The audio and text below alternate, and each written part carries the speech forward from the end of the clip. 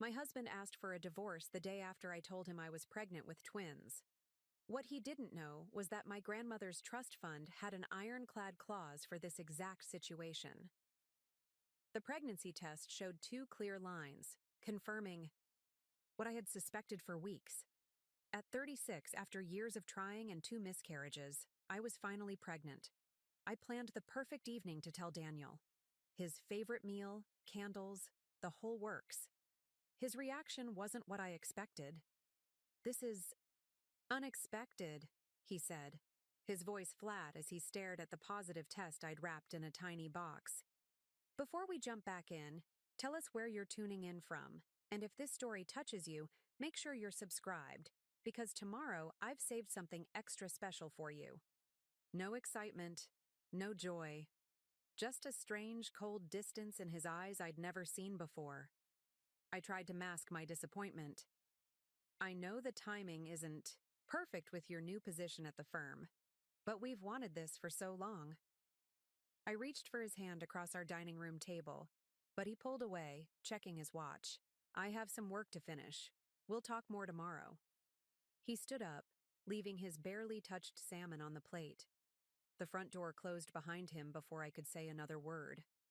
I sat alone at our table for hours, the candles burning down, to stubs, trying to understand what had just happened.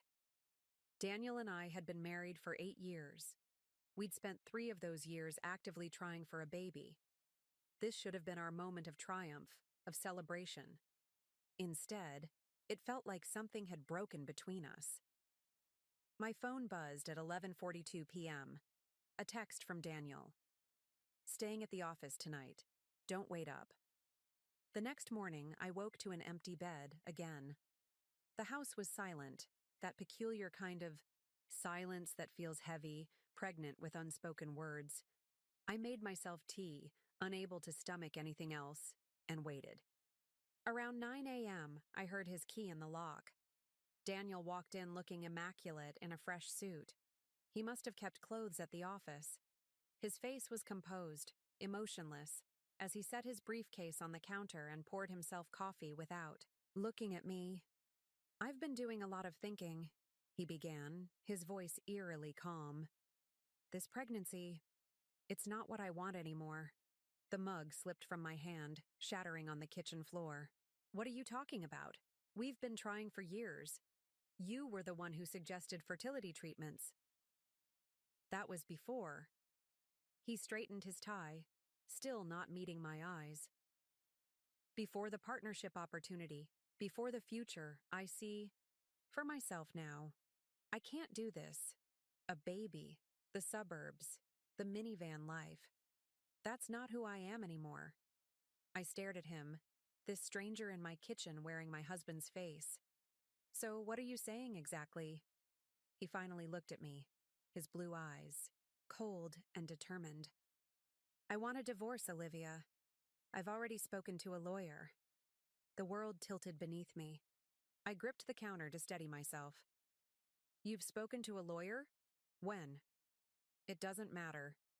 He pulled an envelope from his briefcase. "These are the initial papers. My lawyer will contact yours to work out the details." I couldn't breathe, couldn't think. "You're leaving me because I'm pregnant? After we spent years trying to have a baby?" "It's not just the pregnancy. We've been growing apart for years. You must have felt it too." His tone was practiced, rehearsed. "This is just the catalyst that made me finally admit what I've known for some time. We want different things now." "What different things?"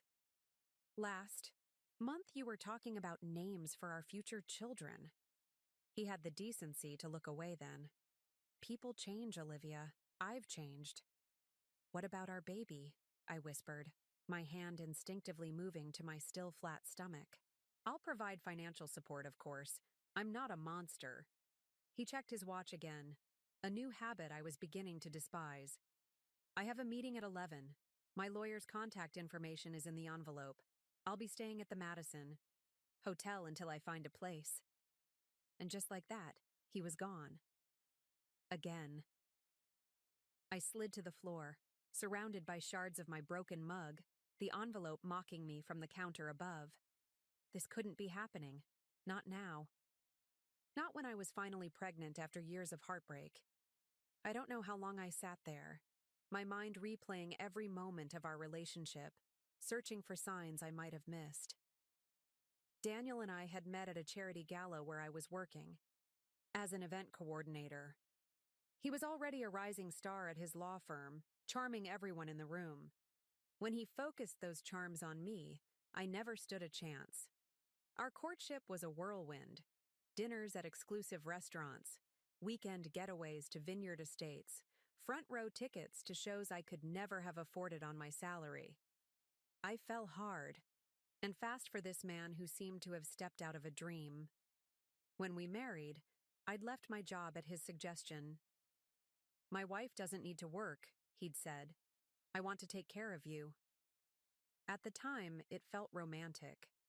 Now I wondered if it had been the first step in making me dependent on him. My phone rang, jolting me back to the present. Dr. Winters, my obstetrician. "Olivia, congratulations again on your pregnancy. I've been looking over your blood work from yesterday, and there's something we should discuss." I braced myself for more. Bad news. Hadn't the universe taken enough from me today?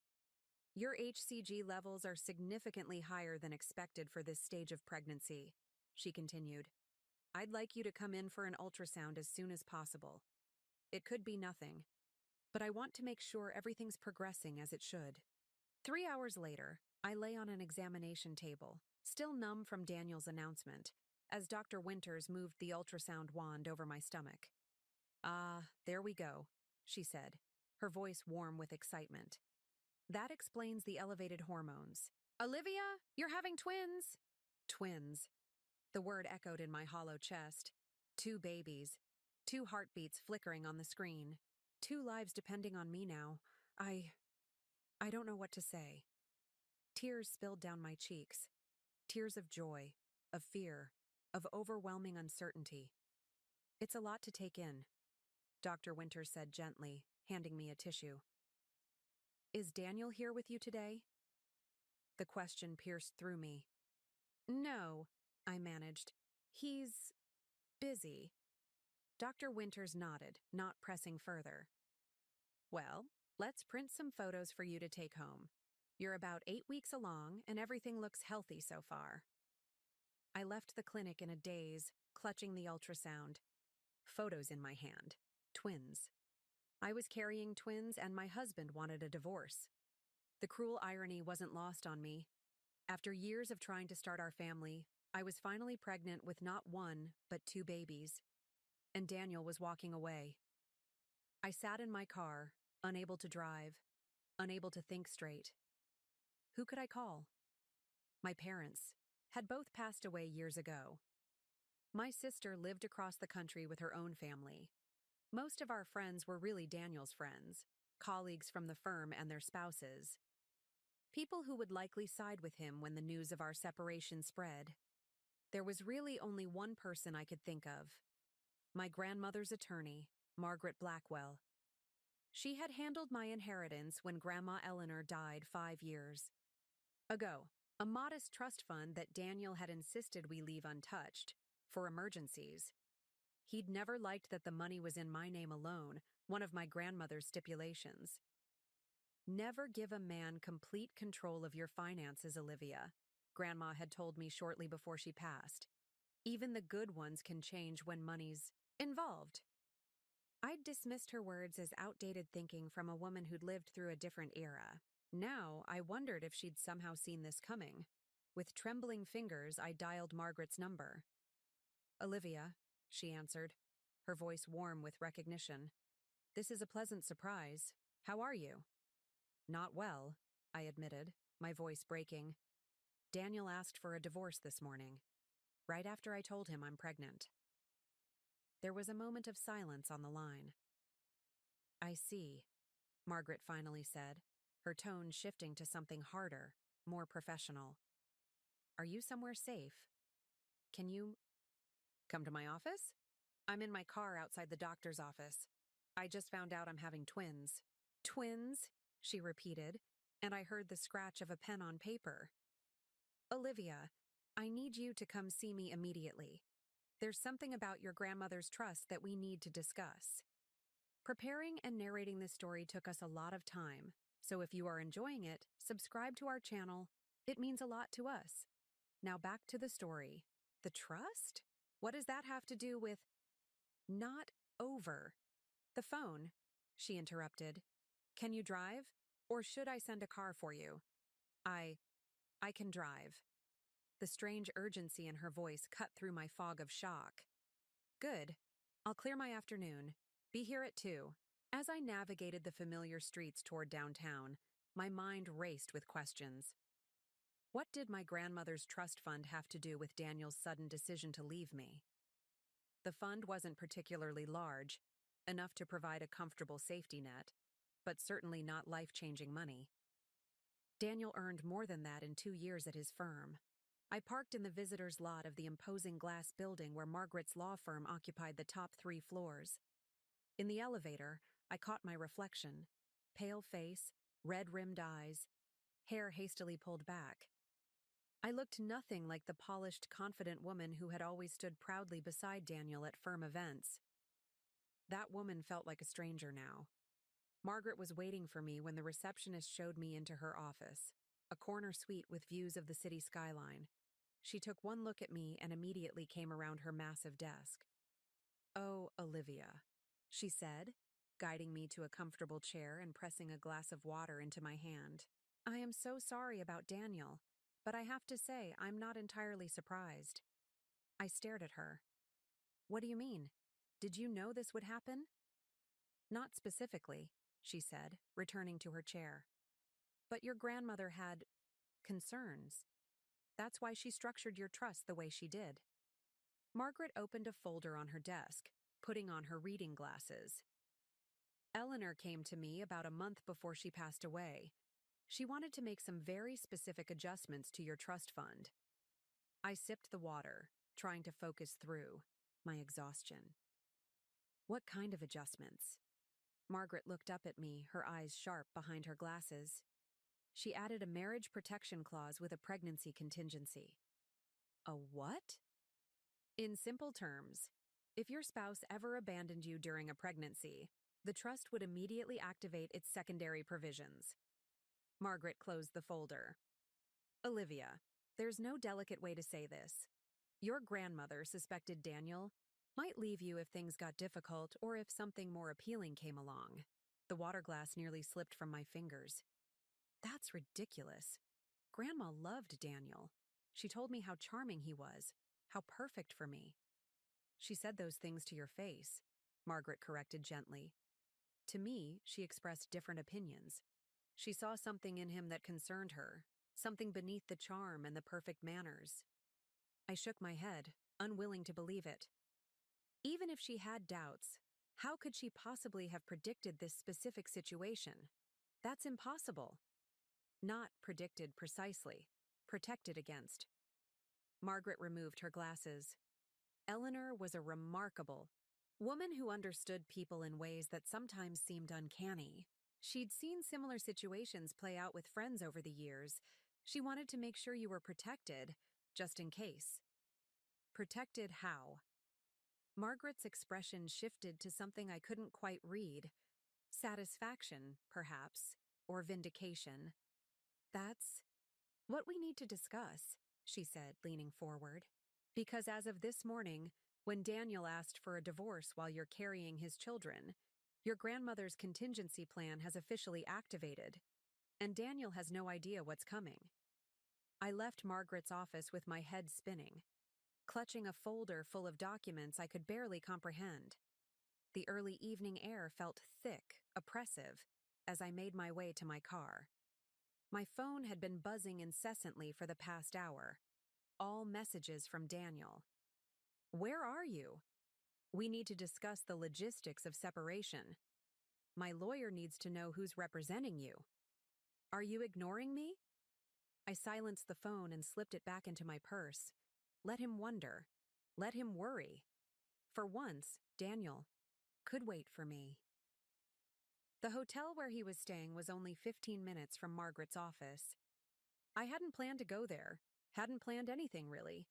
But now I found myself pulling into the visitor parking lot of the Madison, an upscale boutique hotel where Daniel and I had once spent our 5th anniversary. The irony wasn't lost. On me. Our last anniversary had been celebrated in Paris. Our next would never come.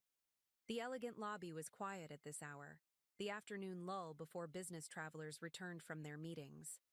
I approached the front desk, summoning the poised demeanor I'd perfected as Daniel's wife at countless firm events. "I'm here to see Daniel Matthews, please. His wife," I added, still technically true. The young man at the desk smiled. "Of course, Mrs. Matthews. He's in suite 712. Would you like me to call up?" "No need," I said smoothly. "I'd like to surprise him." In the elevator, I caught my reflection again in the mirrored walls. I looked different somehow, still exhausted, still pale, but there was something new in my eyes, a hardness that hadn't been there this morning. I stepped out onto the 7th floor, my heart pounding against my ribs as I walked down the hushed corridor. What was I doing here? What did I expect to accomplish? Margaret had advised me to wait, to let her team handle everything, but something in me needed to see Daniel's face when I told him about the twins, about what my grandmother had done. I raised my hand to knock on door 712, but hesitated when I heard voices inside. Daniel's voice and a woman's, laughing. My hand fell to my side as a cold realization washed over me. I'd been so stunned by his request for divorce, so blindsided that I hadn't stopped to ask the most obvious question. Why now? What had changed? Now I knew, or at least I had a strong suspicion. I knocked, 3 sharp raps that silenced the voices inside. Footsteps approached, and then the door swung open. Daniel's expression shifted from annoyance to shock when he saw me. "Olivia, what are you— Who is it, Danny?" called the female voice from inside the suite. Danny. In 8 years of marriage, I had never once called him Danny. I pushed past him into the suite. It was spacious and elegantly appointed, with floor-to-ceiling windows overlooking the city. Sitting on the couch, a glass of wine in hand, was a woman I recognized immediately. Vanessa Porter, the new paralegal at Daniel's firm. Young, beautiful, and clearly comfortable in my husband's hotel suite. "Oh," she said, her smile faltering when she saw me. "You must be Daniel's wife." "Soon-to-be ex-wife, apparently," I replied, my voice steadier than I expected. I turned to Daniel. "Well, this explains the sudden divorce. How long has this been going on?" Daniel at least had the grace to look uncomfortable. "Olivia, this isn't what it looks like." "Really?" "Because it looks like you're having an affair with your paralegal, which would explain why you suddenly decided our marriage was over. The minute I told you I was pregnant." Vanessa's eyes widened. "Pregnant? You didn't say she was pregnant." She set down her wine glass and stood, gathering her purse. "I should go." "No, please stay," I said, a strange calm settling over me. "This concerns you too, in a way." Daniel moved between us. "Olivia, you're upset. We should talk privately." "Like you wanted to talk privately this morning when you handed me divorce papers?" I opened my purse and pulled out the ultrasound photos, tossing them onto the coffee table. "Congratulations, Daniel, it's twins." The color drained from his face as he stared at the grainy images. "Twins?" "Yes. 2 babies. Double the child support, I suppose." I smiled without humor. "Though that's probably the least of your financial concerns right now." Confusion creased. His brow. "What are you talking about?" "I just came from Margaret Blackwell's office. You remember her, my grandmother's attorney? It seems Grandma Eleanor had some concerns about you that I foolishly dismissed." Daniel's expression darkened. "Your grandmother never liked me. She was a bitter old woman who saw right through you." I finished for him, and who put contingencies in my trust fund specifically designed to protect me if you ever abandoned me during a pregnancy. Behind him, Vanessa was edging toward the door, clearly sensing she'd stepped into something far more complicated than a simple affair. Your trust fund is a pittance, Daniel scoffed, but there was uncertainty in his eyes now. Barely worth mentioning in our divorce settlement. That's what I thought too, I said, opening the folder Margaret had given me. Until today. Would you like to know what happens now that you've triggered the contingency clause? It's really quite fascinating. I don't have time for this, he said, glancing at his watch, that habit again. My lawyer will contact yours. We'll handle this through proper channels. First, I continued as if he hadn't spoken. The trust immediately converts from a standard spendthrift trust to what Margaret called a divorce protection butterfly trust. The assets triple, yes, triple, through an insurance policy my grandmother apparently took out specifically for this scenario. Daniel's expression was shifting from dismissive to concerned. What are you talking about? What assets? Second, I went on, gaining momentum. There's a corporate component I never knew about. Do you remember that boutique hotel chain my grandmother's second husband founded? The one with 14 locations across New England? Daniel nodded slowly, wariness creeping into his features. Turns out, Grandma maintained a controlling interest, held in a separate trust. A trust that, as of this morning, transferred entirely. To me? I smiled, recalling Margaret's precise words. But here's the interesting part. Guess who the minority stakeholder in that hotel chain is? Daniel's face had gone completely white now. Carruthers Investments, he whispered. Exactly. Your firm's biggest client. The client whose business secured your partnership track. I closed the folder, my heart racing but my voice steady.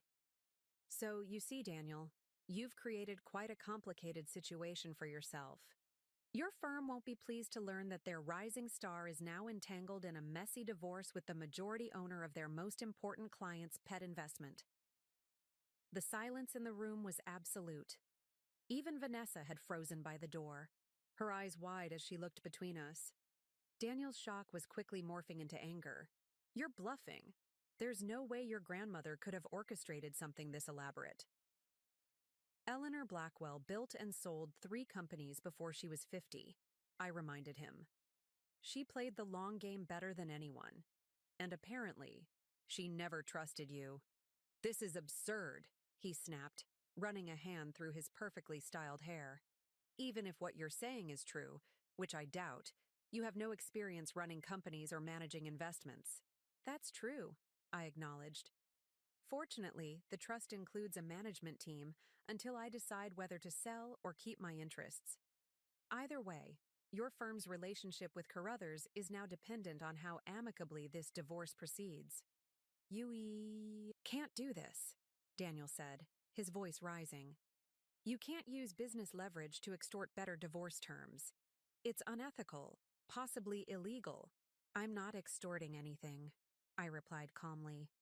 I'm simply informing you of my new financial position before you proceed with your plans. What you do with this information is entirely up to you. I turned to leave, but paused at the door. Oh, and Daniel? Margaret will be contacting your lawyer tomorrow about establishing appropriate support for the twins. I suggest you adjust your expectations about how this divorce will unfold. As I walked out, I heard Vanessa's confused voice. Danny, what just happened? What had just happened, indeed?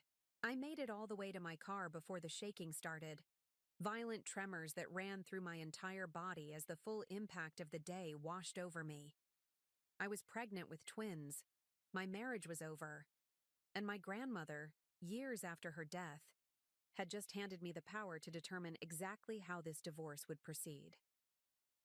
I started the car with trembling hands, pulling out of the hotel parking lot just as my phone began buzzing again.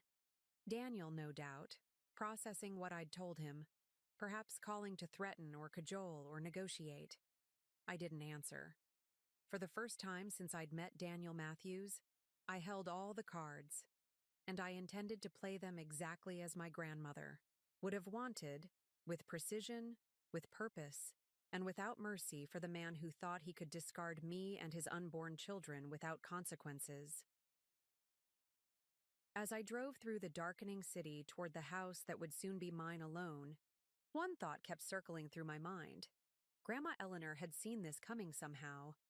She had looked at my charming, ambitious husband and recognized something I had been too in love to see. A man who would abandon his pregnant wife the moment something better came along. The trust fund had other plans indeed. I barely slept that night. How could I? In the span of 24 hours, my entire life had been upended. Pregnancy confirmed, husband gone, financial situation transformed. I lay awake in our king-sized bed, my hand resting protectively over my stomach, where two tiny lives were growing, oblivious to the chaos surrounding them. By morning, my phone had accumulated 17 missed calls and 28 text messages. Most from Daniel, a few from his lawyer, and 3 from numbers I didn't recognize. I ignored them all and made myself a cup of herbal tea, avoiding the coffee I'd loved but now couldn't stomach. The house felt different in the morning light, larger somehow, despite the crushing weight of memories pressing in from every corner. The framed photos on the mantel, our wedding day, beach vacations, holiday parties, now seemed like artifacts from someone else's life. A life built on illusions. At precisely 9 a.m., Margaret called as promised. "How are you holding up?" she asked, her voice warm with concern. "I'm existing," I answered honestly. "It doesn't feel real yet." "That's understandable. Shock takes time to process." She paused. "Daniel's lawyer has been calling my office since 7 a.m. Apparently, your husband had a rather sleepless night." Despite everything, I felt a flicker of satisfaction. "I imagine finding out your pregnant wife controls your professional fate would disrupt anyone's sleep." Indeed. I could hear the smile in Margaret's voice. "Are you ready to hear the next steps?" I took a deep breath. "Yes. Tell me everything."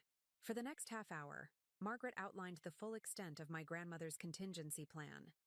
The trust fund I'd thought was modest, around $300,000, had been merely the visible portion. The hidden assets, triggered by Daniel's abandonment, were substantial. Controlling interest in the hotel chain, minority stakes in 3 commercial properties in Boston, and a diversified investment portfolio worth nearly $4.2 million. "Your grandmother was an extremely shrewd businesswoman," Margaret explained. "She kept these assets compartmentalized for 2 reasons: tax efficiency and to protect you from potential pressure from Daniel." "She really didn't trust him," I murmured, still struggling to reconcile the grandmother who had seemed to adore Daniel at family gatherings with the woman who had secretly built financial fortifications against him. "Eleanor had excellent instincts about people," Margaret said diplomatically. "She wanted to give your marriage every chance to succeed without interference, but she also wanted insurance in place if things went sideways." "And she specifically anticipated this exact scenario? Daniel leaving me during pregnancy?" Margaret hesitated. "Not exactly. The trust had several trigger conditions. Abandonment during pregnancy was one, but there were others. Infidelity discovered during illness, financial exploitation, documented abuse. Your grandmother covered multiple scenarios where she felt, you might be particularly vulnerable." A chill ran through me. Did she expect my marriage to fail? "No," Margaret said firmly. "She hoped for the best, but planned for the worst. That was Eleanor's way in everything." As Margaret continued explaining the intricacies of the trust's activation, a notification appeared on my laptop, an email from Daniel with the subject line, "We need to talk." I opened it while Margaret was still speaking. "Olivia, what you did yesterday was completely inappropriate. Ambushing me at the hotel, making wild claims about your grandmother's trust, threatening my professional relationships. This isn't like you. I understand you're emotional right now. Pregnancy hormones can affect judgment, and the news about Twins is obviously overwhelming for both of us. But we need to handle this divorce rationally. My lawyer has prepared a fair settlement proposal that includes generous support for the children. Meet me at Westfields at 1 p.m. today to discuss terms privately, before this situation escalates further and forces me to take a more aggressive legal position. This doesn't need to be messy. Daniel, the condescension dripping from every word made. My blood boil. Pregnancy hormones affecting my judgment? A generous settlement he'd prepared without any input from me? I closed the email without responding. Olivia? Are you still there? Margaret's voice brought me back. Yes, sorry. Daniel just emailed, wanting to meet to discuss terms privately. Absolutely not, Margaret said immediately. No private meetings, no discussions without counsel present. That's standard advice for any divorce, but especially one with these complications. He's trying to intimidate me, I said, recognizing the tactic from watching Daniel negotiate with opposing counsel over the years. He thinks if he can get me alone, he can manage me. Make me doubt what you've told me or scare me into a quick settlement. Precisely. And that's not happening. Margaret's tone was steel. Now, I've assigned Alexis Chen from our family law division to handle the divorce proceedings specifically. She's brilliant, methodical, and frankly, terrifies opposing counsel. She'll be reaching out today to coordinate. After finishing with Margaret, I sat in the quiet house, contemplating my next moves. Daniel had always controlled the narrative of our marriage, where we lived, who we socialized with, how we spent our money. Even my decision to leave my career had been subtly engineered by him. "You're so stressed all the time with that job," he'd said. "I make enough for both of us. Think how much happier you'd be focusing on our home, our future family." I'd believed him, surrendered my independence willingly, convinced it was a choice made from love. Now I saw it for what it was: isolation, dependency, control. My phone buzzed with a text from an unknown number. "Mrs. Matthews, this is Alexis Chen from Blackwell Partners. Available to speak when convenient. Priority items: securing your medical insurance coverage and freezing joint accounts. Please call my direct line." It was time to start rebuilding. I called Alexis immediately. By noon, we had a strategy in place. Joint accounts temporarily frozen, with emergency provisions for my medical expenses. Daniel's access to the house remotely disabled, and preliminary divorce papers being drawn up that would establish temporary support during the pregnancy. Didn't respond to Daniel's lunch invitation. Instead, I drove to my sister Kate's old apartment building across town. She had moved to Seattle 3 years ago, but had kept her small downtown condo as a rental property. Now, I had a proposition for her. Kate answered my video call immediately. Her face creased with concern. "Liv, what's going on? You look terrible." Despite everything, I laughed. Kate had never been one to soften her words. "Thanks. That's exactly what a pregnant woman wants to hear." "Pregnant?" Her shriek was so loud I had to lower the volume. "Oh my God! Does Daniel know? Is that why you're calling? Wait, why do you look like you've been crying for days if you're pregnant? Isn't this what you both wanted?" "It's a long story," I said, feeling the weight of it all pressing down again. The short version: I'm pregnant with twins. Daniel is having an affair with his paralegal. He asked for a divorce yesterday, and Grandma Eleanor apparently had a secret plan for this exact scenario that's now turning Daniel's life upside down. Kate's mouth opened and closed several times before she managed, "Holy shit, Liv, I don't even have words." Neither did I, believe me. I took a deep breath. "But I need to ask you something. Is your condo still being rented?" Kate shook her head. "The tenants moved out last month. I was about to list it again next week." "Why?" "I need a place to stay. Somewhere Daniel wouldn't think to look for me immediately. Somewhere I can just breathe and figure out what comes next." Understanding dawned in my sister's eyes. "It's yours for as long as you need it. I'll email you. The door codes. The place is cleaned and furnished still. Thank you. The relief of having somewhere to go, somewhere that wasn't saturated with memories of Daniel, was overwhelming. Do you want me to come home? Kate asked, already reaching for what looked like her calendar. I can probably get a flight tomorrow. No, stay there. I'm okay. I managed a small smile. Better than okay, actually. I'm finally seeing clearly for the first time in years. After arranging details with Kate, I packed a suitcase with essentials. I wasn't running. Away, this was strategic retreat.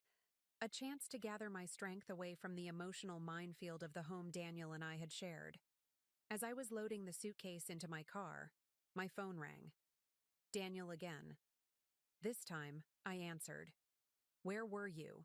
He demanded without preamble. I waited at Westfields for an hour. I was busy securing my future, I replied calmly, and our children's future. His sharp intake of breath told me he still hadn't fully processed the reality of twins. This is exactly what I meant about making emotional decisions. Where are you going? That's my child you're carrying. Children, I corrected. Twins, Daniel. And right now, my priority is their health and my well-being. My lawyer will contact yours with our terms. Our terms? Olivia, be realistic. You don't hold the cards here. I thought about the trust fund, about the hotel chain, about the look on his face when I'd revealed just a fraction of what my grandmother had put in place. Actually, I said quietly, I think you'll find I do. Goodbye, Daniel. I ended the call and drove away from the house we'd shared, toward an uncertain future that, for the first time in years, would be shaped by my choices alone. Kate's condo was exactly what I needed. A neutral space untouched by memories of Daniel, minimalist and calm with floor-to-ceiling windows overlooking the river.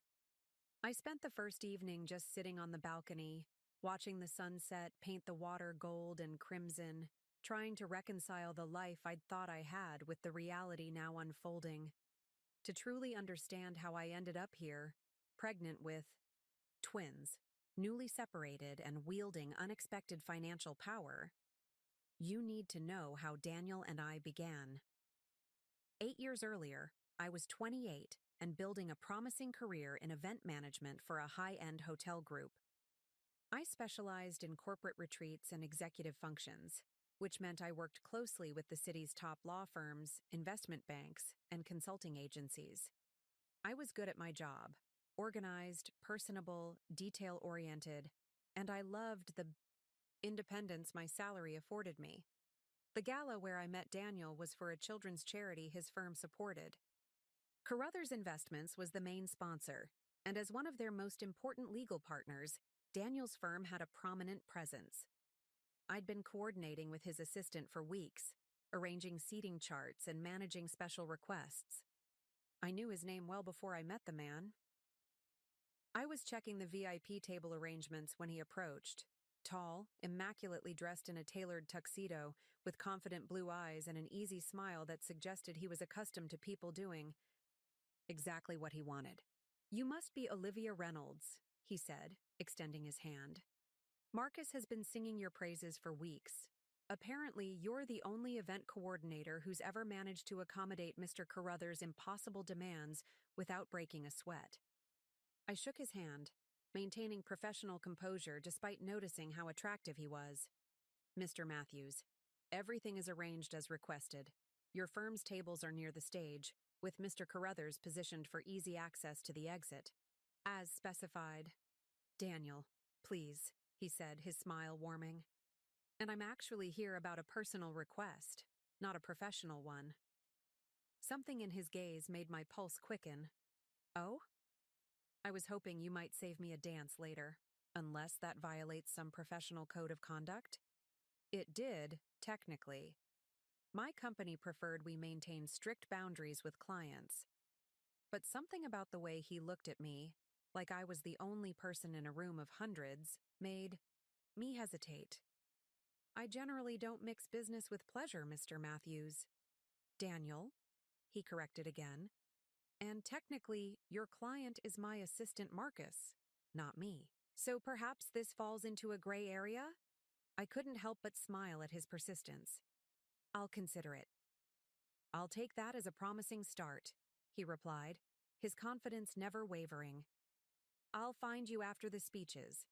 He did find me, and we did dance. One dance became three, which became a conversation on the terrace under starlight, which became an exchange of phone numbers. By the end of the evening, I'd broken my professional rule and agreed to have dinner with him the following week. Our courtship was a whirlwind. Daniel was charming, attentive, seemingly perfect in every way. He sent flowers to my office, remembered small details from our conversations, planned elaborate dates that showed thought and care. When he took me to his family's lake house for a weekend, he recreated our first dance on the dock under string lights. I knew you were special the moment I saw you, he told me that night, cradling my face in his hands. So competent, so poised.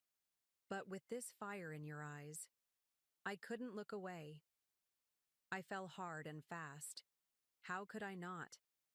Daniel represented everything I thought I wanted: stability, success, romance. He spoke about marriage within 3 months, introduced me to his colleagues as the woman who finally captured me, and seemed genuinely interested in building a life together. There were warning signs, looking back. Small moments when his mask slipped to reveal something colder underneath. Like when a waiter mixed up our order and Daniel's charming demeanor instantly transformed into cutting condescension. Or how he subtly criticized my apartment, my clothes, my friends, always framed as helpful suggestions rather than judgments. You have such potential, Olivia, he'd say. I just want to help you shine. I rationalized these moments as evidence of his high standards, his attention to detail, the same traits that made him successful in his career. And when he proposed 6 months after we met, presenting a diamond ring that must have cost a small fortune, I said yes, without hesitation. My parents had both passed away years earlier. My father from heart disease when I was in college, my mother from cancer shortly after. Kate was my only immediate family, and she lived across the country. My grandmother, Eleanor, became my closest family support. Grandma Eleanor was a force of nature, widowed twice, self-made wealthy through strategic investments and business ventures, fiercely independent even in her 70s. She'd raised my mother alone after my grandfather died young, building her first business while juggling single parenthood. When I brought Daniel to meet her at her Cambridge home, she was gracious but reserved. She asked pointed questions about his family, his career goals, his financial philosophy, all delivered with a smile, but with an intensity that made Daniel shift in his seat. He's a bit traditional, isn't he? She observed after he left. Very focused on appearances. He's ambitious, I defended. He has plans for our future. She sipped her tea thoughtfully. And what about your plans, darling? Your career is going so well. We'll figure it out, I said confidently. Daniel supports my independence. Grandma Eleanor didn't argue, but I caught the skeptical arch of her eyebrow. At the time, I dismissed it as generational difference. A woman who'd fought for her place in male-dominated industries, worrying unnecessarily about modern marriage. Just promise me one thing, she said before I left. Keep something of your own. Every woman needs resources that belong to her alone. I promised, not fully understanding what she meant or why it mattered. I was in love. Daniel and I were partners. What was his was mine, and vice versa. That's what marriage meant, wasn't it? The wedding was lavish. Daniel's partners at the firm expected nothing less. And afterward, we moved into a beautiful brownstone in the historic district. Daniel's name was on the deed. It's simpler this way for the mortgage, he explained when I questioned it. With your name off the property, we qualify for better terms since my income is higher. It's still our home. I believed him, just as I believed him when he suggested I consider leaving my job after a particularly stressful event left me exhausted. You don't need to work these crazy hours, he said, massaging my shoulders as I nursed a stress headache. I make more than enough. For both of us. Think about it. You could focus on making our house a home, maybe do some charity work like the other partners' wives. And when we have children, you'd already be established at home. The idea was tempting, especially presented as his concern, for my well-being rather than his desire to mold me into the perfect lawyer's wife. 3 months after our wedding, I resigned from my position, promising to stay in touch with my colleagues and maybe do some consulting work to keep my skills fresh. That consulting work never materialized. Somehow, there was always a reason to postpone, a dinner with Daniel's colleagues, renovations to oversee, social obligations that seemed to multiply once I became a full-time wife. My world gradually contracted until it revolved entirely around Daniel's needs, Daniel's schedule, Daniel's ambitions. I didn't notice how isolated I'd become until my grandmother was diagnosed with aggressive pancreatic cancer. Suddenly, I was spending days at her bedside, reconnecting with her old friends and business associates who came to visit. Vibrant, independent women who asked pointed questions about my life that I struggled to answer. Still happy with your decision to leave your career? One of her friends asked when Daniel wasn't present. Eleanor mentioned you were quite successful. Of course, I said automatically, the answer expected of a contented wife. Daniel's career keeps us both busy. The woman, a retired judge in her 70s, gave me a long look. And if something happened to Daniel tomorrow? What then? I had no answer. I'd never considered the possibility of life without Daniel. My identity had become so intertwined with his that imagining independence felt like contemplating amputation. That conversation planted a seed of unease that grew as I watched my grandmother's health decline. Eleanor had always been my model of self-sufficiency, a woman who navigated life on her own terms. Somewhere along the way, I'd abandoned that example in favor of the security Daniel offered. In her final weeks, Grandma Eleanor asked to speak with me alone. Daniel had driven me to the hospice but waited outside, checking emails on his phone. Olivia, she said, her voice weak but her eyes still sharp. Are you truly happy? Tell me the truth now. No platitudes. I hesitated, suddenly unable to maintain the cheerful facade I'd perfected. I don't know, I admitted. Sometimes I feel like I've lost myself. She nodded slowly, as if confirming a suspicion. It happens so gradually you barely notice, doesn't it? The small surrenders that become a complete capitulation. Tears welled in my eyes. I love him, Grandma. I know you do. She patted my hand. But love shouldn't require erasure, darling. Remember who you were before him. That woman still exists. 3 days later, she slipped away peacefully in her sleep. The funeral was small but dignified, and Daniel was appropriately supportive, handling arrangements and fielding condolences. I was too grief-stricken to notice the long private conversation he had with Margaret Blackwell, or the documents my grandmother had signed in her final days. I learned about the trust fund at the reading of the will, a modest but meaningful inheritance that Daniel immediately suggested we invest for our future family. Let's talk to my financial advisor, he said on the drive home. There are tax advantages to folding this into our joint investments. For the first time, I heard my grandmother's voice in my mind. Keep something of your own. I'd like to keep it separate, I said quietly, in memory of Grandma. It was our first real argument. Daniel couldn't understand why I'd want to maintain a separate account when marriage is about sharing everything. Eventually, he relented, but with visible frustration. Fine, keep your little nest egg if it makes you happy. It's not like it's enough to matter anyway. Little did either of us know just how much it would eventually matter, or how prescient my grandmother's concerns about Daniel would prove to be. Looking back now from the sanctuary of my sister's condo, I could see the warning signs so clearly. They flashed like neon in my memory, moments when the mask slipped and Daniel's true nature revealed itself. How had I missed them? Or perhaps the better question, why had I chosen to ignore them? The first major red flag appeared 6 months into our marriage. We were invited to a dinner at the home of Julian Carruthers, the head of the investment firm that was Daniel's most important client. The invitation was a coup for Daniel, a sign that he was being noticed by the firm's top echelon. "This is huge," Daniel said as we prepared for the evening, adjusting his tie for the third time. "Carruthers never invites junior partners to his home. This could fast-track my career." I was nervous, but excited for him. "What should I expect, Daniel?" Paused, studying me with sudden intensity. "You need to be perfect tonight. These people are different from your hotel colleagues.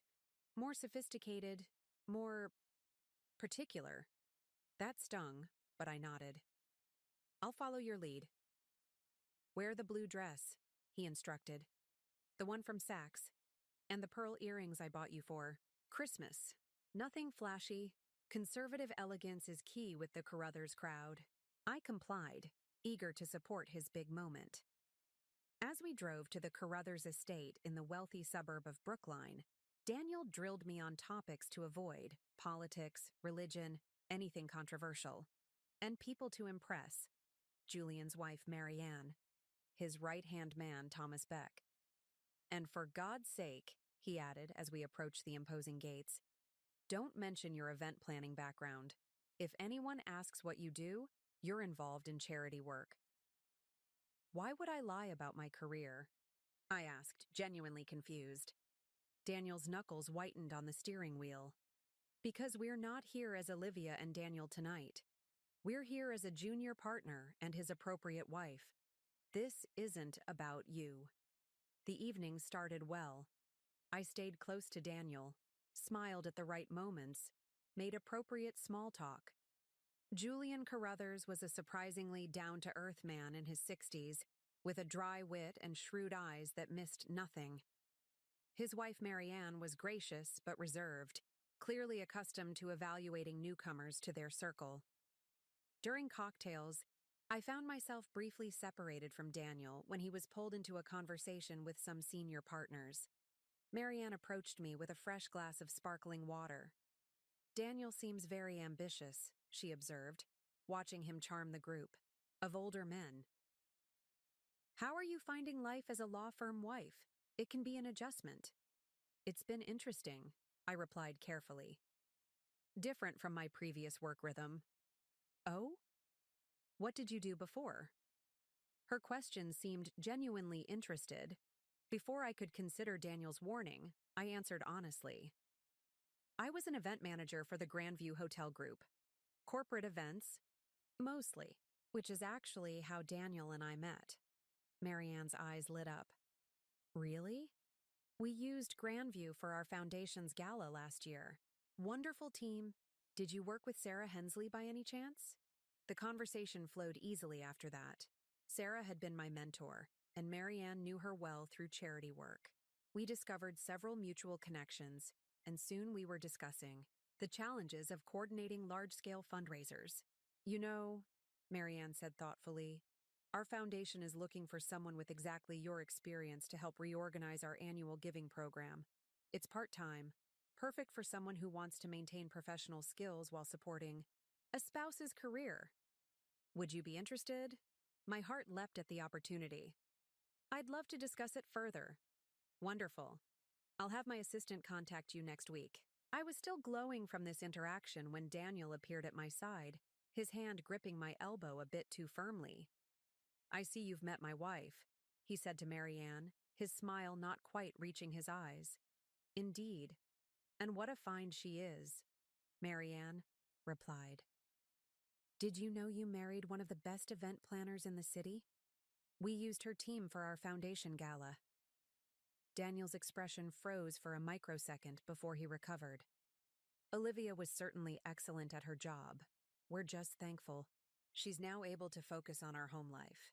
"Actually," I interjected, Marianne and I were discussing a potential opportunity with the Carruthers Foundation.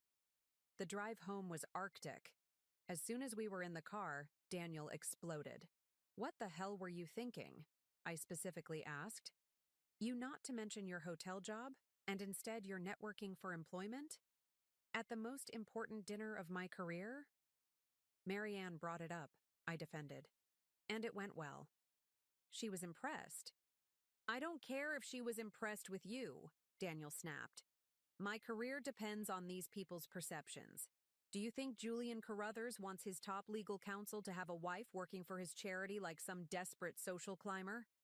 "That's ridiculous," I said, genuinely confused.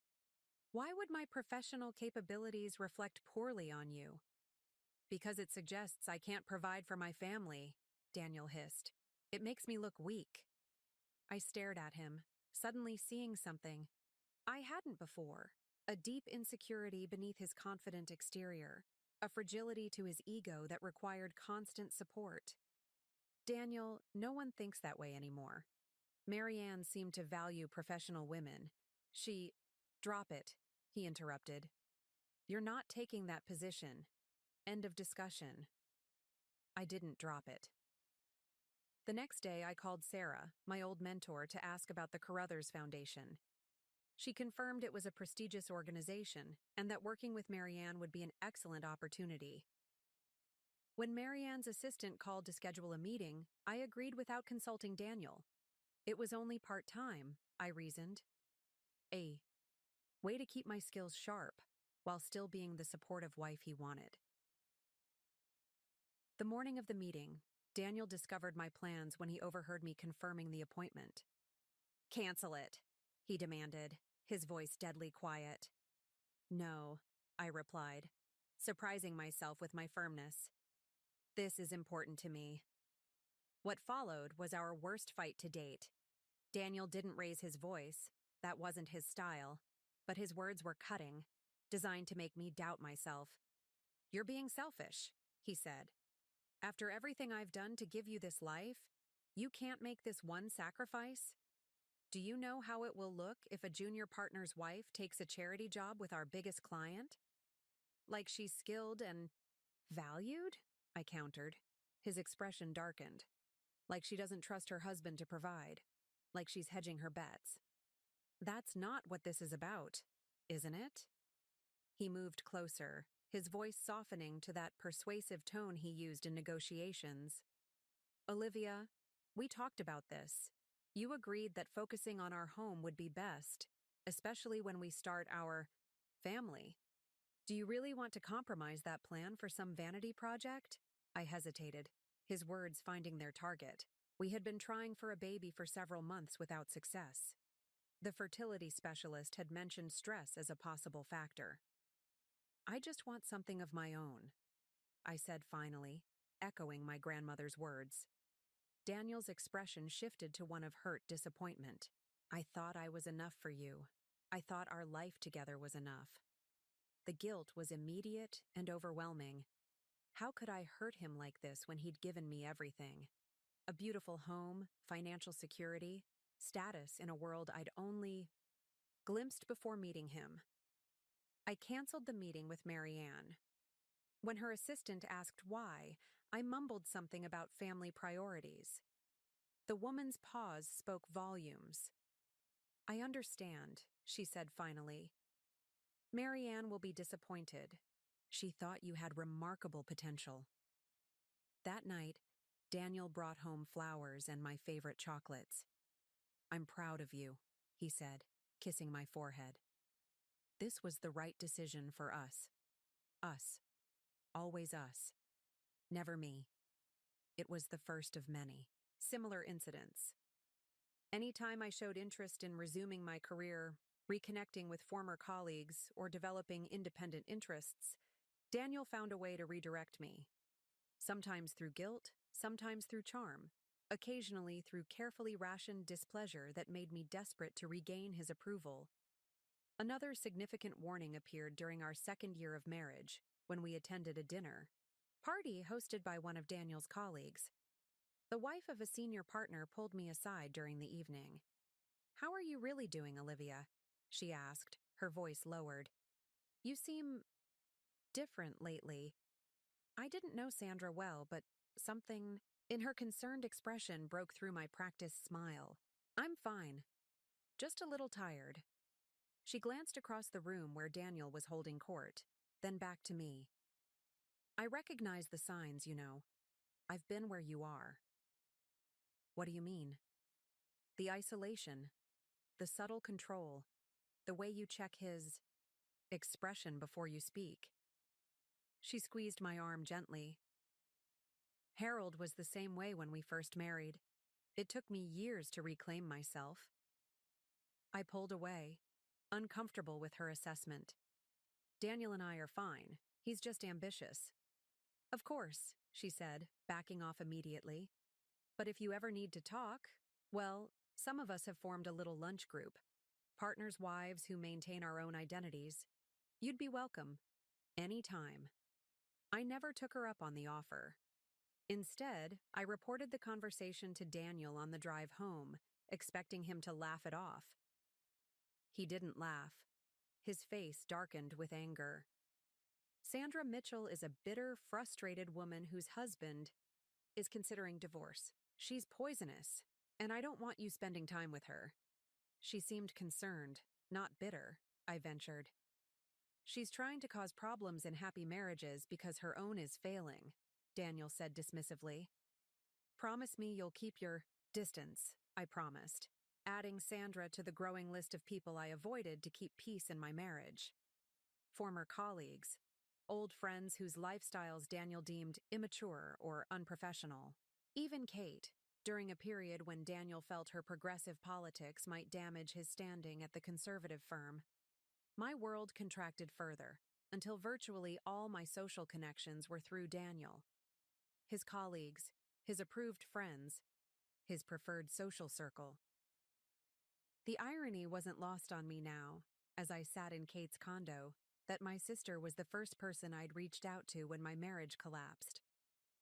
The connection I'd preserved despite Daniel's disapproval had become my lifeline, and my grandmother, the woman whose concerns I'd dismissed as outdated, had somehow foreseen exactly the protection I would need when Daniel's true nature finally revealed itself completely. After 3 years of marriage, Daniel and I began trying for a baby. I had just turned 31, and Daniel, at 36, was finally established enough at the firm to consider expanding our family. Or at least, that's how he framed it, as if children were another milestone on his carefully plotted career trajectory. The timing is perfect now, he explained as we sat in our immaculate living room one evening. Harrison made partner with his first child on the way, and Carruthers always comments on how he values family men. Plus, it will give you something meaningful to focus on. I bristled at the implication that my current life lacked meaning, but I kept that thought to myself. The truth was, I wanted children desperately. Despite the growing unease in my marriage, I clung to the hope that becoming parents would bring us closer, would give me the purpose I'd been missing since leaving my career. What I didn't anticipate was how difficult the journey would be, or how it would expose the deepest cracks in our relationship. After 6 months of trying without success, I suggested we see a fertility specialist. Daniel initially resisted. It's too soon to worry, he said dismissively. These things take time. I'd just feel better if we had some tests, I persisted, to make sure everything's okay. He studied me with that evaluating gaze that always made me feel like I was being cross-examined. Is this about your age? Because 31 is hardly geriatric in reproductive terms. No, it's about being proactive, I replied, trying to keep the frustration from my voice. If there's an issue, I want to know sooner rather than later. Eventually, he relented, though he managed to schedule the appointment during a week when he was traveling for work, leaving me to attend alone. The doctor, a kind, soft-spoken woman named Dr. Winters, ran preliminary tests and asked detailed questions about my health history. Everything looks normal on initial examination, she assured me. But we'll need your husband to come in for testing as well. Male factors contribute to infertility in about 40% of cases. When I relayed this to Daniel over the phone that evening, his response was immediate and defensive. "There's nothing wrong with me," he snapped. "This is a waste of time." "The doctor says it's standard procedure," I explained carefully. "Both partners need to be tested to get a complete picture." After much persuasion, Daniel agreed to schedule the test, though he complained about it for days leading up to the appointment. When the results came back normal for both of us, he was insufferable. "See? Exactly what I said. Unexplained infertility is just doctor speak for keep trying and stop worrying." Dr. Winters suggested lifestyle modifications, reducing stress, timing intercourse more strategically, eliminating alcohol. I embraced these changes wholeheartedly. Daniel did not. "I'm not organizing my entire life around baby making," he declared after I mentioned that he'd been out drinking with colleagues during my projected fertile window. "It'll happen when it happens."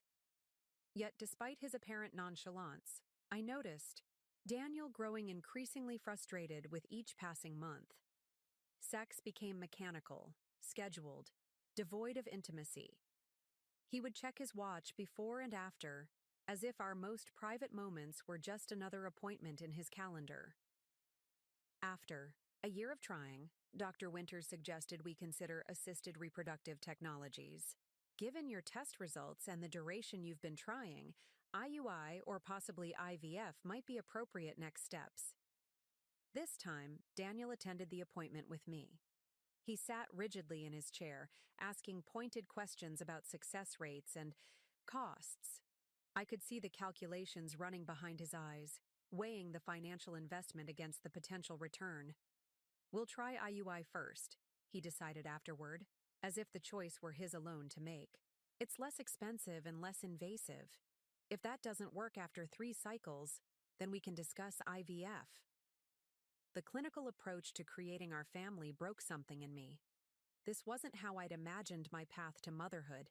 Injection schedules, hormone medications, Daniel treating the process like a business transaction. But I wanted a baby so badly that I pushed aside my discomfort. The first IUI failed. So did the second. By the third attempt, I was an emotional wreck. Hormones raging from the medications, hope dwindling with each negative test. Daniel's support, initially strong, began to waver. "Maybe we should take a break," he suggested after the third failed cycle. "Focus on us for a while. You're becoming obsessed with this." "Obsessed?" I echoed, hurt beyond measure. "This is our future family we're talking about. And it will happen when it's meant to happen," he replied with that patronizing tone I'd grown to hate. "In the meantime, I need my wife back. The one who isn't crying all the time or scheduling sex like a military operation." We did take a break. 6 months of pretending we weren't both thinking about the baby we didn't have, of Daniel staying later at the office, of me researching fertility treatments alone at night. The distance between us grew, a chasm neither of us knew how to bridge. During this time, I received an unexpected call from Sarah, my former mentor from the hotel group. "Olivia," she said warmly, "I've been thinking about you. We're launching a new corporate retreat program and could use your expertise on a consulting basis. Very flexible hours, work from home. Would you be interested?" The opportunity felt like a lifeline, a chance to reclaim a piece of myself that had been dormant for too long. When I mentioned it to Daniel that evening, his reaction was surprisingly muted. "If that's what you want to do, fine. Maybe having something else to focus on will help you stop obsessing about babies." His easy acquiescence should have been my first clue that something had shifted. The Daniel who had vehemently opposed my working with the Carruthers Foundation was now indifferent. To my professional aspirations, at the time, I was simply relieved to avoid a fight and excited about the prospect of using my skills again. The consulting work was exactly what I needed. Challenging, fulfilling, connecting me to the professional world I'd left behind. For a few months, life improved. Daniel and I found a new rhythm, less pressured, more like the early days of our relationship. Then I discovered why he'd been so amenable to my taking on work. Daniel had been having an affair with a summer associate. At his firm, a relationship that had apparently begun during my third failed IUI cycle. The affair had ended badly, and the young woman had threatened to report it to the partners. I found out not from Daniel, but from Sandra Mitchell, the partner's wife who had tried to warn me years earlier. She called one morning while Daniel was at work. "Olivia, I wouldn't normally interfere, but you should know there's a situation at the firm involving Daniel. A summer associate named Rebecca has made certain allegations. It's being handled quietly. But I thought you deserved to know." The confrontation that evening was ugly. Daniel denied it at first, then minimized. It was just a few times it meant nothing, then blamed me. If you hadn't been so consumed with fertility treatments, so emotionally unavailable. I was devastated, but, to my own surprise, not. Broken. The consulting work had rekindled something in me, a sense of self-worth separate from my identity as Daniel's wife. I considered leaving him then. I packed a bag, called Kate, prepared to walk away from the marriage. Daniel's response was a masterclass in manipulation. He broke down in tears, something I'd never seen before, begged for forgiveness, promised therapy, both individual and couples. He admitted to a moment of weakness during a stressful period and vowed it would never happen again. "We've invested too much in this marriage to throw it away," he pleaded. "Think about the family we're trying to build. We can come back from this stronger." Against my better judgment, against Kate's explicit advice, I stayed. The investment felt too great to abandon. 5 years of marriage, thousands of dollars, infertility treatments. The dream of the family we'd planned together. I couldn't walk away, not without trying everything possible to save what we'd built. The reconciliation process was grueling. Weekly therapy sessions where Daniel said all the right things, made all the right promises. He became attentive again, bringing home flowers, planning date nights, even attending additional fertility appointments without complaint. 6 months after the affair revelation, we decided to try IVF. The financial commitment was substantial, but Daniel insisted we could afford it. "Nothing is more important than building our family," he said, holding my hand as we signed the treatment consent forms. "I want to be the father of your children, Olivia. That's all that matters to me now." I believed him. Maybe I needed to believe him. The alternative, that I had invested years of my life in a man who could betray me so completely, was too painful to consider. The first round of IVF was physically and emotionally demanding. Daily injections, frequent monitoring appointments, the surgical egg retrieval procedure that left me bloated and uncomfortable. Daniel was present for all of it, holding my hand through blood draws, administering injections when I couldn't reach, bringing me heating pads for the discomfort. When the cycle failed, all 5 embryos failing to implant or develop properly, I was crushed. Daniel seemed genuinely disappointed too, holding me as I cried through the night after receiving the negative test. "We'll try again," he promised, "as many times as it takes." We did try again 3 months later. This cycle produced better results. 8 viable embryos, 2 transferred fresh, the rest frozen for future attempts. The 2-week wait between embryo transfer and pregnancy testing was excruciating. I vacillated between cautious hope and preemptive grief, preparing myself for either outcome. When the clinic called with positive results, I couldn't believe it. My HCG levels were strong, indicating a successful implantation. Daniel and I celebrated. With a quiet dinner at home, both of us almost afraid to fully embrace the joy for fear it would be snatched away. Early ultrasounds confirmed a viable pregnancy with a strong heartbeat. As we passed the first trimester milestone, I began to relax, to believe that this might actually happen. Daniel seemed transformed, attentive, protective, excitedly discussing names and nursery designs. Our marriage felt healed, the affair a terrible chapter we'd moved beyond. The investment had paid off. Or so I thought, until the day I discovered I was carrying twins, and my husband decided our reconciliation had served its purpose. All those years of sacrifice, of putting his needs first, of forgiving the unforgivable, they culminated in a moment of perfect clarity. I had invested everything in a man who saw me as nothing more than a means to an end. At 12 weeks pregnant, with the first trimester safely behind us, I decided to plan a special evening to celebrate this milestone. The morning sickness that had plagued me for weeks had finally subsided, and for the first time, I felt genuinely excited about the pregnancy rather than anxiously waiting for something to go wrong. I spent the day preparing Daniel's favorite meal, beef Wellington with roasted vegetables and chocolate souffle for dessert. I set the dining room table with our wedding china, lit candles, and even put on the dress he'd bought me for our last anniversary, a flowing emerald silk that still fit my barely changed figure. As I moved around the kitchen, I felt a fragile hope blooming. Perhaps the baby, I didn't yet know I was carrying twins, would be the thing that finally cemented our marriage, that made Daniel truly commit to our family in ways he'd always hesitated to before. I'd just taken the soufflés out of the oven when I heard his key in the lock. Daniel walked in, his face lighting up with surprise at the transformed dining room. "What's all this?" he asked, loosening his tie and setting down his briefcase. "A celebration," I said, smiling as I handed him a glass of sparkling cider. "We made it through the first trimester. Doctor says the risk of miscarriage drops significantly now." His smile seemed genuine as he clinked his glass against mine. "To our growing family." The evening progressed better than I could have hoped. Daniel was attentive, asking questions about my recent doctor's appointment and sharing amusing stories from work.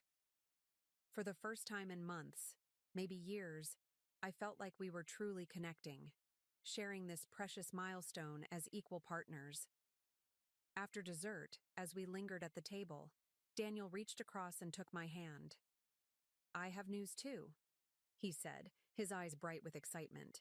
"I didn't want to overshadow your celebration, but they're announcing a new senior partner next month, and Harrison practically confirmed it's going to be me."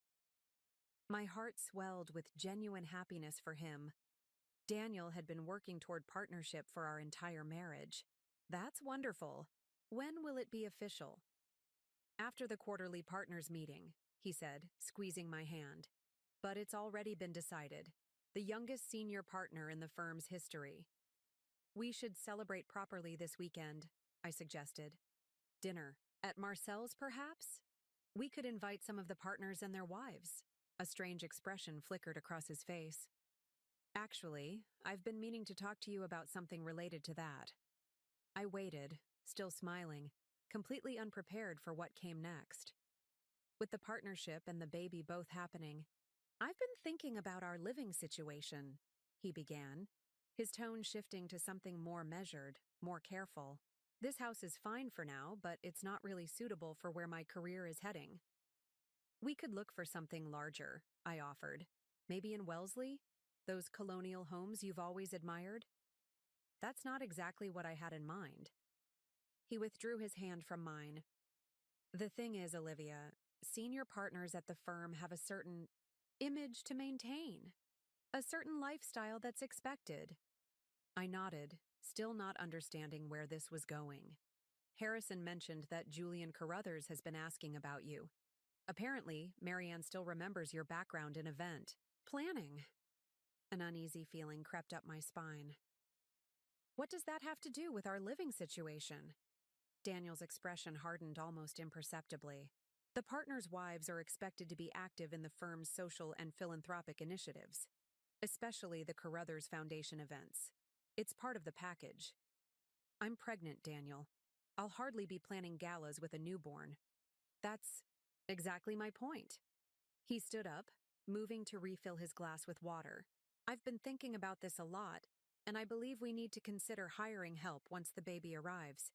A full-time nanny, possibly a housekeeper. That way you can focus on the social obligations that come with my new position. I stared at, him, the beautiful evening crumbling around me. You want me to hand our baby to a nanny so I can plan parties for your firm? That's oversimplifying it, he said, his tone taking on that patronizing quality I'd grown to dread. This is about our family's future. My partnership means financial security, the best schools for our child, opportunities most people can only dream of, but it comes with certain expectations. Expectations that I'll be what? The perfect corporate wife? Hosting dinner parties while someone else raises our baby? Daniel's patience visibly thinned. You're being dramatic. Plenty of successful couples employ childcare professionals. It doesn't mean we love our child any less. The word struck me like a physical blow. Our child. Not my career, not my ambition, but our child. Something that should have been equally precious to both of us, yet Daniel was already calculating its place in his professional ascent. I don't want a stranger raising our baby, I said firmly. I want to be present for those early years. And you can be, he countered smoothly. Just not exclusively. The firm expects a certain level of social engagement from partners' spouses. That's the reality. Even for new mothers? Especially for new mothers? Daniel's voice took on an edge of impatience. It demonstrates proper balance and priority. No one respects a partner whose career takes a back seat to family obligations. I felt sick, and not from pregnancy. So you expect me to pretend our baby isn't a priority? To perform the role of corporate wife while someone else witnesses our child's first smile, first steps, first words? Now you're just being emotional. He checked his watch, a gesture that felt like a dismissal. We don't need to decide everything tonight. I just wanted to start the conversation. The partnership announcement is still weeks away, and the baby won't be here for months. But something had shattered for me in that moment. The last illusion that Daniel and I wanted the same things, valued the same things. I saw with perfect clarity that our child would always be secondary to his ambition, just as I had been. I need some air, I said, standing up so abruptly that my chair scraped loudly against the floor. Don't wait up. I grabbed my coat and keys, ignoring Daniel's confused protests. The night air was cool against my flushed skin as I walked briskly through our neighborhood, my thoughts racing. For the first time, I allowed myself to imagine a different future, one where I raised our child on my own terms, where Daniel's priorities didn't dictate our family life. It was a terrifying thought, but also strangely liberating. My grandmother's voice echoed in my mind. Remember who you were before him. That woman still exists. When I returned home hours later, the house was dark. Daniel had cleared the table and gone to bed, leaving no indication of our interrupted conversation. We didn't speak of it again the next day or the day after. The subject hung between us, unresolved but ever present. A week later, I had my regularly scheduled prenatal checkup. Daniel had attended the first few appointments, but had begged off this one, citing an important client meeting. Dr. Winters performed the routine ultrasound, her expression changing as she studied the screen. Well, she said, a smile spreading across her face. This explains your elevated HCG levels and stronger than expected morning sickness. Congratulations, Olivia. You're carrying twins. The world seemed to stop. Twins? I echoed, my voice barely a whisper. Yes, 2 healthy fetuses, both measuring right on track. She turned the screen toward me, pointing out 2 distinct shapes, 2 tiny flickering heartbeats. Would you like to know the sex, or would you prefer to wait? I want to know, I managed, still processing the revelation. It looks like 2 boys, she said, studying the images. Though it's still relatively early, so that could change. But I'm fairly confident. Twin boys, 2 babies, double the joy, double the responsibility, and double the complication for Daniel's carefully planned ascent to partnership. I left the doctor's office in a daze, the ultrasound photos clutched in my hand. Twins weren't part of the plan, Daniel's plan. One baby could be managed with a nanny, fit neatly into his vision for our life. But twins?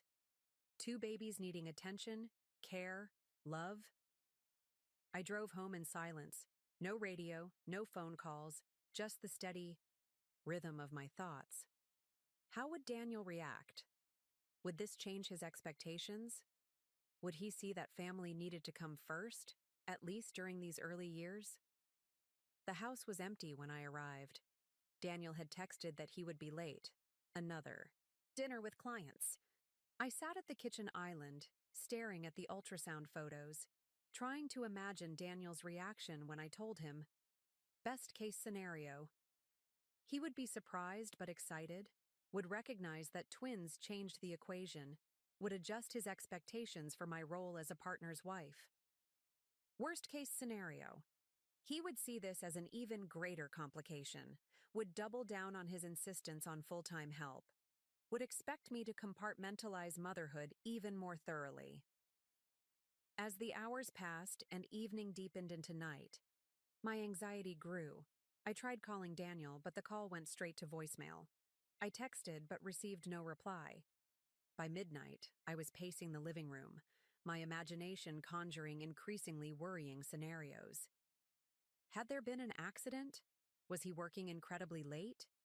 Or was he simply ignoring me, still annoyed about our unresolved conversation about childcare and my role after the babies, arrived?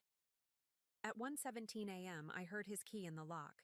Daniel entered quietly, clearly assuming I would be asleep.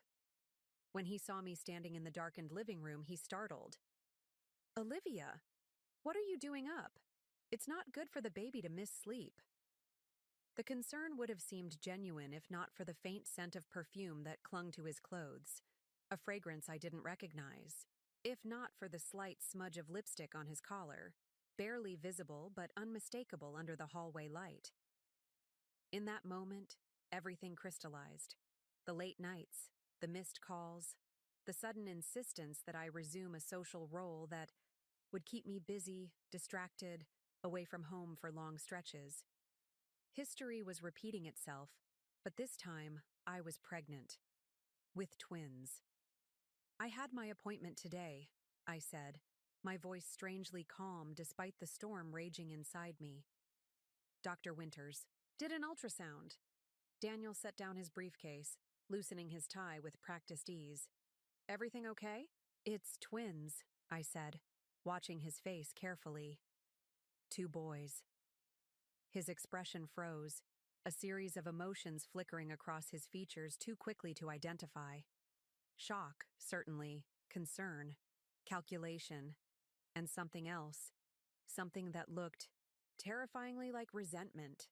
"Twins," he repeated, the word falling heavily between us. "Are you sure?"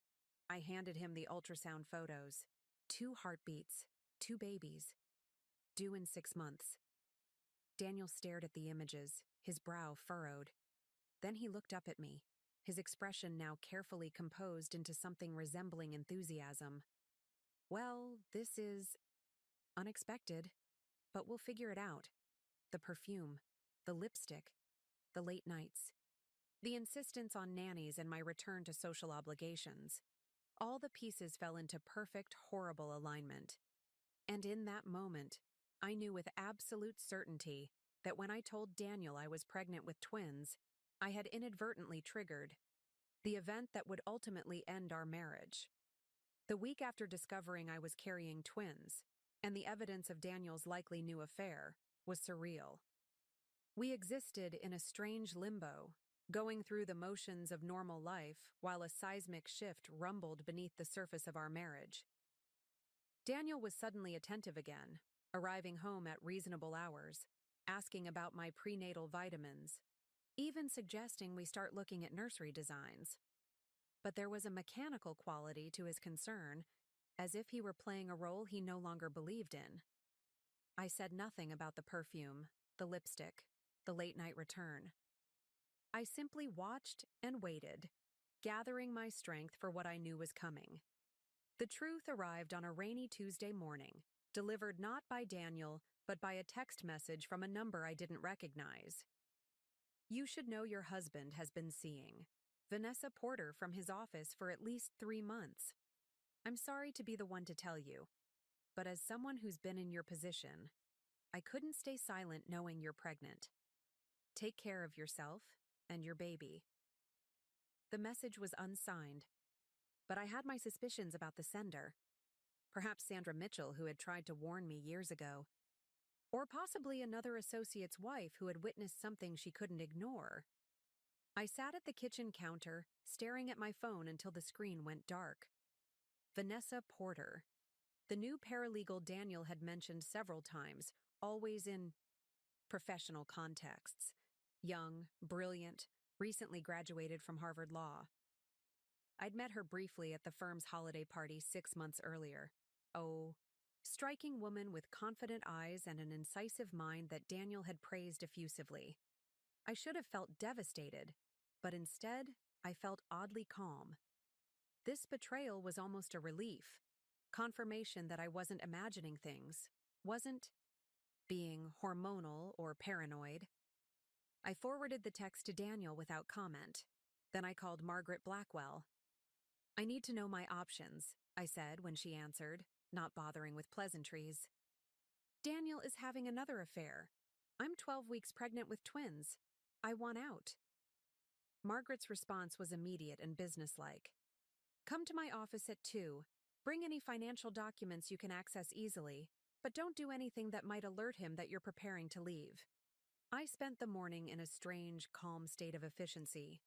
I photographed statements from our joint accounts, made copies of our most recent tax returns, gathered the prenuptial agreement I'd signed before our wedding, a document I'd barely read at the time, trusting Daniel's assurance that it was just a formality, standard for anyone at the firm. Daniel called at 11:43 a.m., his voice tight with controlled panic. "We need to talk about that text you forwarded." "Yes, we do," I agreed. "But not over the phone. I'll be home this evening." "Olivia, it's not what it looks like. This is someone trying to cause trouble." "Tonight, Daniel," I interrupted.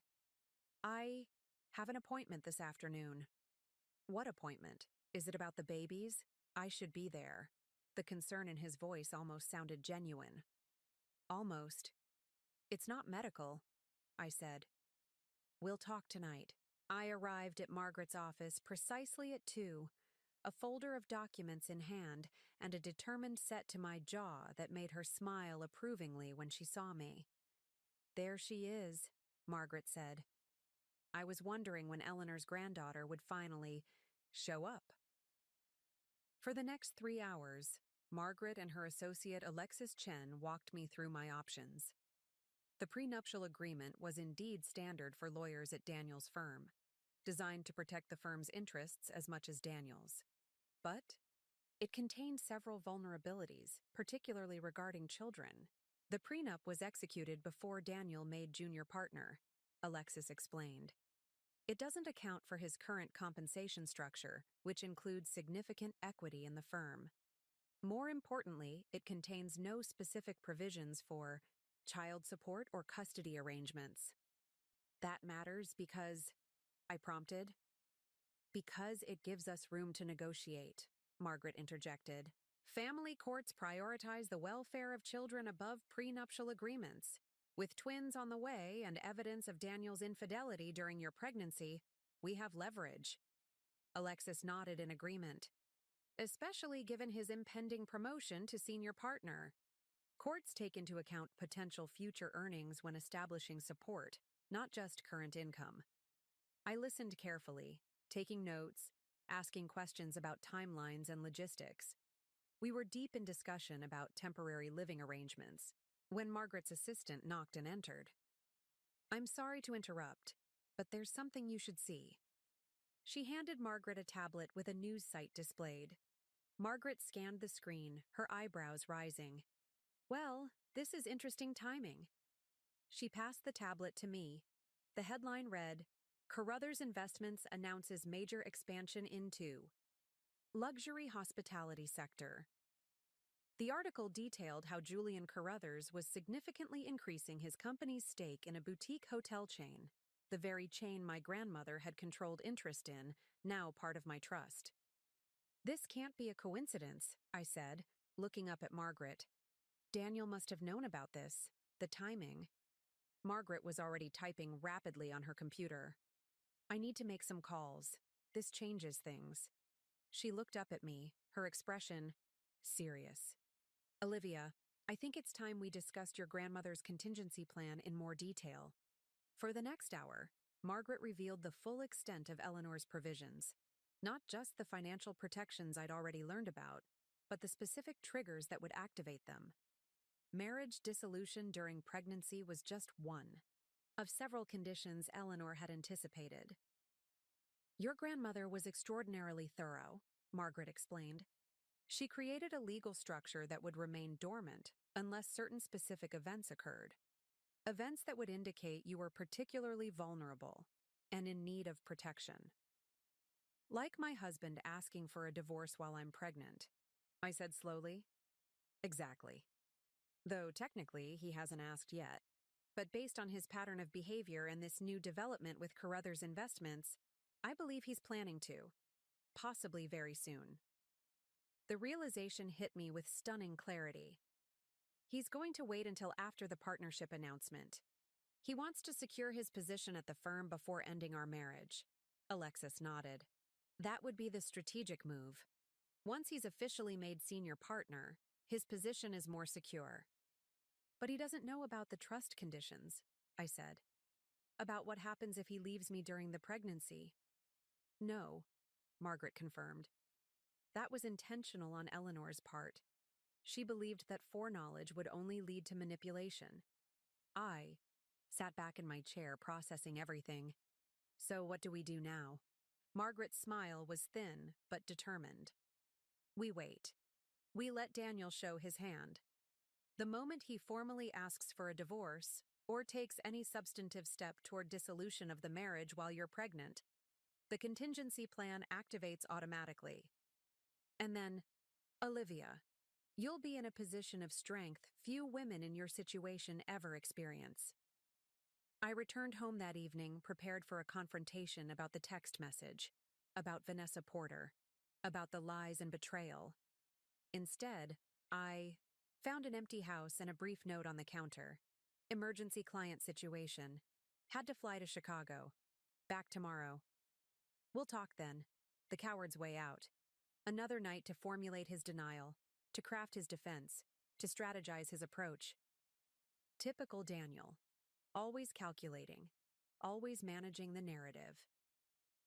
I slept in the guest room that night, surrounded by pillows supporting my slightly swelling belly, my hand resting protectively over the place where my sons grew, blissfully unaware of the turmoil surrounding them. In the morning, I received a text from Daniel. Flight delayed. Meeting with Carruthers' team now about hotel acquisition. We'll explain everything tonight. I love you. Those last 3 words, so casually offered, so utterly false, steeled my resolve. Whatever happened next, I would face it with the strength my grandmother had seen in me even when I couldn't see it myself. That afternoon, Margaret called with news that made everything suddenly terribly clear. Olivia, she said without preamble, my contact at Carruthers just confirmed something important. The hotel chain acquisition has been in development for months, with Matthews and Levine handling the legal work. Daniel's firm, I said, the pieces falling into place. Yes. And specifically, Daniel's team. He's been the lead counsel on this deal from the beginning. He knew exactly what he was doing when he decided to end your marriage. The moment of truth had arrived, though Daniel wasn't even present for it. My husband had been planning to leave me, while I was pregnant with his children, to capitalize on a business opportunity involving assets that would become mine the moment he asked for that divorce. The irony was breathtaking.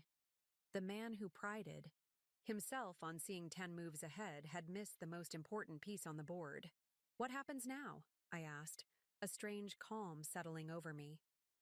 "Now," Margaret replied, "we prepare for Daniel to come home and show his true colors. And when he does, Olivia, I promise you this, he'll have no idea what's about to hit him." Daniel arrived home just after 7 the following evening. I was sitting in the living room, a cup of herbal tea growing cold beside me, my grandmother's journal open in my lap. Margaret had given it to me that afternoon, a leather-bound book I'd never seen before, filled with Eleanor's elegant handwriting and dated entries spanning the last year of her life. "Eleanor asked me to keep this until you might need it," Margaret had explained. "She said you'd know when the time was right," reading my grandmother's private thoughts, her observations about Daniel, her concerns for me, her meticulous planning for my protection, had been both heartbreaking and empowering. Eleanor had seen so clearly what I had refused to acknowledge. When Daniel walked through the door, his expression was carefully composed, the same look he wore in courtrooms and negotiations when he needed to appear contrite but confident. "Olivia," he began, setting down his briefcase, "we need to talk about that text message." "Yes," I agreed calmly. "We do." He sat across from me, maintaining a careful distance. "It's not what you think. Vanessa is a paralegal on the Carruthers acquisition. We've been working long hours together, which has sparked office gossip. Someone is trying to cause trouble. I studied him. This man I'd loved for 8 years. This consummate liar who believed I was still naive enough to accept his explanations without question." "That's interesting," I said, my voice steady. "Because I spoke with Vanessa yesterday." Flicker of alarm crossed his face before he regained control. "You called her? Olivia? That was incredibly inappropriate. She's a colleague." "Actually, she called me," I interrupted, the lie flowing easily. "She was quite upset. Apparently, you told her our marriage was essentially over, that you were waiting for the right time to leave me. She felt terrible when she learned I was pregnant." Daniel's face paled slightly. "She's lying. I never said that." "Really?" "Because it aligns perfectly with what you've been doing for the past 3 months. The late nights, the missed calls, the lipstick on your collar last week, the sudden partnership announcement coinciding with the Carruthers Hotel acquisition, an acquisition involving a chain my grandmother happened to have significant interests in." His expression shifted from faux concern to wary calculation. "What are you talking about? Your grandmother's investments have nothing to do with this." I closed Eleanor's journal and set it aside, leaning forward. "I know everything, Daniel. About Vanessa, about the acquisition, about your plans to wait until after the partnership announcement to ask for a divorce." For a moment, he said nothing, visibly recalculating his approach. Then his demeanor changed entirely, the concerned husband persona vanishing, replaced by the cold, tactical attorney I'd glimpsed in unguarded moments over the years. "Clearly someone has been feeding you stories," he said, his voice hardening. "Your grandmother's trust fund is modest at best. It has no connection to Carruthers, investments, or the hotel acquisition."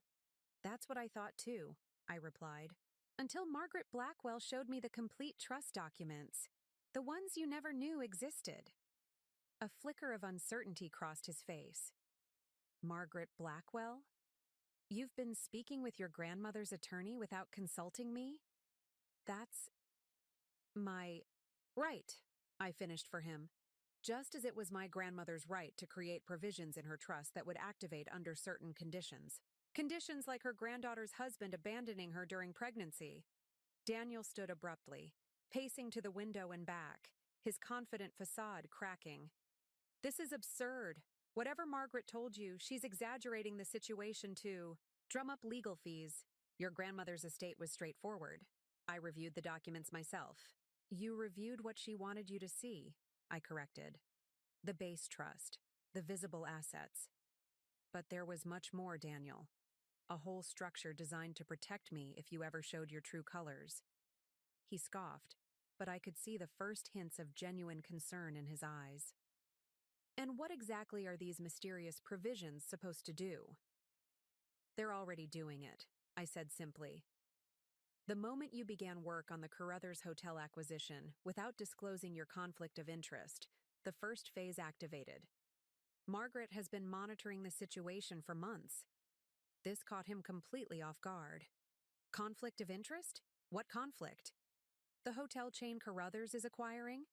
My grandmother maintained controlling interest through a separate family trust, a trust that transfers entirely to me under certain conditions, one of which is divorce filed during pregnancy. Daniel stared at me, his legal mind rapidly assessing implications. That's impossible. The ownership structure of the Meridian Hotel Group is clear. Carruthers is purchasing from a consortium of private equity investors. A consortium that includes Eleanor Blackwell Holdings, I confirmed. A shell company my grandmother established 20 years ago, managed through a series of blind trusts, very deliberately obscured for precisely this type of situation. For the first time in our marriage, I watched Daniel at a complete loss for words. He sank back into his chair, his expression cycling through disbelief, calculation, and the dawning horror of recognition. You're bluffing, he said finally, but without conviction. Call Julian Carruthers, I suggested. Ask him about the ownership verification his team requested last week. Ask why there's suddenly a hold on the acquisition paperwork your firm has been preparing for months. The color drained from Daniel's face as the full implications hit him. His career, his partnership, his carefully cultivated relationship with Carruthers, all potentially compromised. This is insane, he muttered, more to himself than to me. Eleanor couldn't possibly have orchestrated something this complex. My grandmother built and sold 3 companies before she was 50, I reminded him. She played chess while you were playing checkers, Daniel. She saw you clearly from the beginning, saw what you might do, what you might become. He stood again, running a hand through his perfectly styled hair, visibly recalibrating. Even if what you're saying is true, and I'm not conceding that it is, it doesn't change anything between us. We can work through this, Olivia. For the babies, if nothing else.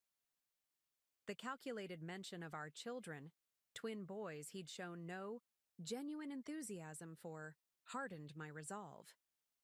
There's something else you should know, I said quietly. Something Margaret discovered during her review of the trust documents. Daniel tensed, clearly bracing for another revelation. The prenuptial agreement I signed? It includes a morality clause that renders it null and void in cases of infidelity during pregnancy. That's not possible, he snapped. I reviewed that document personally before the partners approved it. Yes, you did, I agreed. But apparently you missed page 17, paragraph 3, subsection B, the clause my grandmother's attorney insisted be added during the final revision. The one your firm accepted because they wanted to expedite our wedding to coincide with the Carruthers charity gala. Daniel's expression was thunderous now. You're making this up. No such clause exists. I reached for the folder on the coffee table and extracted a highlighted copy of our prenuptial agreement.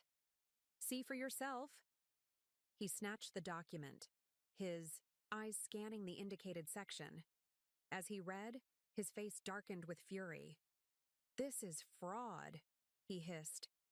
This clause wasn't in the original draft. It was in the version I signed, I countered calmly. The version you were too busy to review carefully before the wedding because you were focused on impressing Julian Carruthers at the gala. Daniel threw the document down, his carefully maintained composure finally cracking completely. So this is your plan? Use some legal technicality to extort a better divorce settlement? Threaten my career, my partnership, unless I give you what you want? No, Daniel. That would be your approach. I placed a protective hand over my stomach where our sons grew. I'm not you. I don't use people as stepping stones to get what I want. Then what exactly do you want? he demanded. The question hung in the air between us. What did I want? Revenge? Justice? Freedom? I want what my grandmother wanted for me, I said finally. A life where I'm valued for who I am, not what I can do for someone else. A future where my children see their mother stand up for herself. And yes, Daniel, I want you to face consequences for your choices. His laugh was bitter, ugly. All this time, I thought you were this sweet, accommodating woman. Turns out you're just like your grandmother, manipulative, calculating. No, I corrected, rising to stand before him. I'm not calculating enough. If I were, I would have seen through you years ago. But I'm learning. The look he gave me was cold, assessing, any pretense of affection completely gone. This isn't over, Olivia. I have resources too. Connections. The best lawyers in the city. I'm counting on it, I replied. The higher the stakes, the more visible the fall. Daniel grabbed his keys from the table, his movements sharp with anger. I need to make some calls. We'll continue this discussion when you're being more reasonable. As he stormed toward the door, I called after him. Oh, and Daniel? Don't bother coming back tonight. I've changed the security codes and instructed the system to alert the police if you attempt to enter without my permission.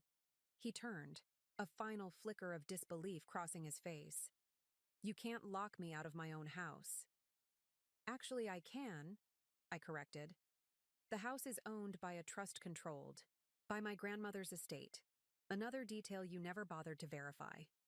So technically, it was never your house at all. The door slammed behind him with a finality that should have frightened me, but instead felt like liberation. The complete truth was finally revealed, all pretenses stripped away. Daniel had shown his true self, and I had finally found mine. My grandmother's journal lay beside me, open to an entry dated just weeks before her death. Olivia has more strength than she knows. When the time comes, she will find it. Eleanor had been right. The strength had been there all along, waiting for me to claim it. After Daniel stormed out, the house felt different, lighter somehow, as if a long-held tension had finally released. I moved through the rooms that had been my gilded cage for years, seeing them with new eyes. The carefully selected furniture, the tasteful artwork, the neutral palette that Daniel had insisted upon, all of it designed to project an image rather than create a home. I slept peacefully that night for the first time in months. The next morning brought a flurry of activity. Daniel's attorney, a shark-like divorce specialist named Lawrence Keller, called at precisely 9 a.m. Mrs. Matthews, he began without preamble, I'm representing your husband in this unfortunate matter. I'd like to schedule a meeting to discuss terms for an amicable separation. My attorneys will contact you, I replied calmly. Until then, all communication should go through proper channels. Mrs. Matthews, his tone sharpened. In the interest of expediency, It's Ms. Reynolds now, I interrupted. And I believe I was clear about proper channels, Mr. Keller. I ended the call and immediately contacted Margaret, who sounded almost gleeful. Lawrence Keller, Daniel's not playing around. Keller specializes in aggressively protecting high-net-worth clients, particularly when there's a disparity in financial resources. She chuckled. Or at least, what he thinks is a disparity. This is going to be interesting. By noon, Alexis Chen had formally responded to Keller, establishing clear boundaries for communication and requesting an exhaustive list of financial disclosures, many of which would force Daniel to reveal details about his partnership compensation that he'd kept hidden from me during our marriage. While the lawyers began their dance, I received an unexpected call from Marianne Carruthers. Olivia, she said warmly, I hope you don't mind me reaching out directly. Julian and I just heard about your situation from Margaret Blackwell, and we wanted to express our support. I was momentarily speechless. The Carruthers were Daniel's most important clients, the cornerstone of his career advancement. Their support was the last thing I expected. That's very kind of you, I managed finally. Not at all, Marianne continued. Eleanor was a dear friend of mine for many years. We served on several boards together. When she told me about her concerns regarding Daniel, I shared them, though I respected her desire to give your marriage every chance to succeed. The revelation stunned me. You knew my grandmother was worried about Daniel. Of course. Eleanor didn't make financial decisions lightly, especially when it came to protecting you. Marianne paused. That offer I made years ago, the position with our foundation, it wasn't a coincidence. Eleanor asked me to provide an opportunity that might help you maintain professional connections independent of Daniel.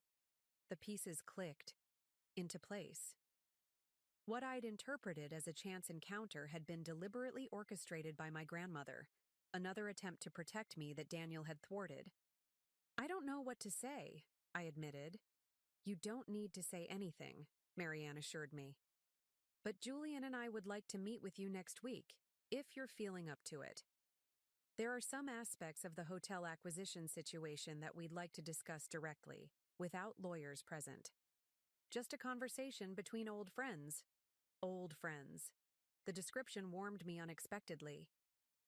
I'd like that, I said. After hanging up, I sat on the patio, absorbing the implications of Marianne's call. The Carruthers, Daniel's ticket to the EC.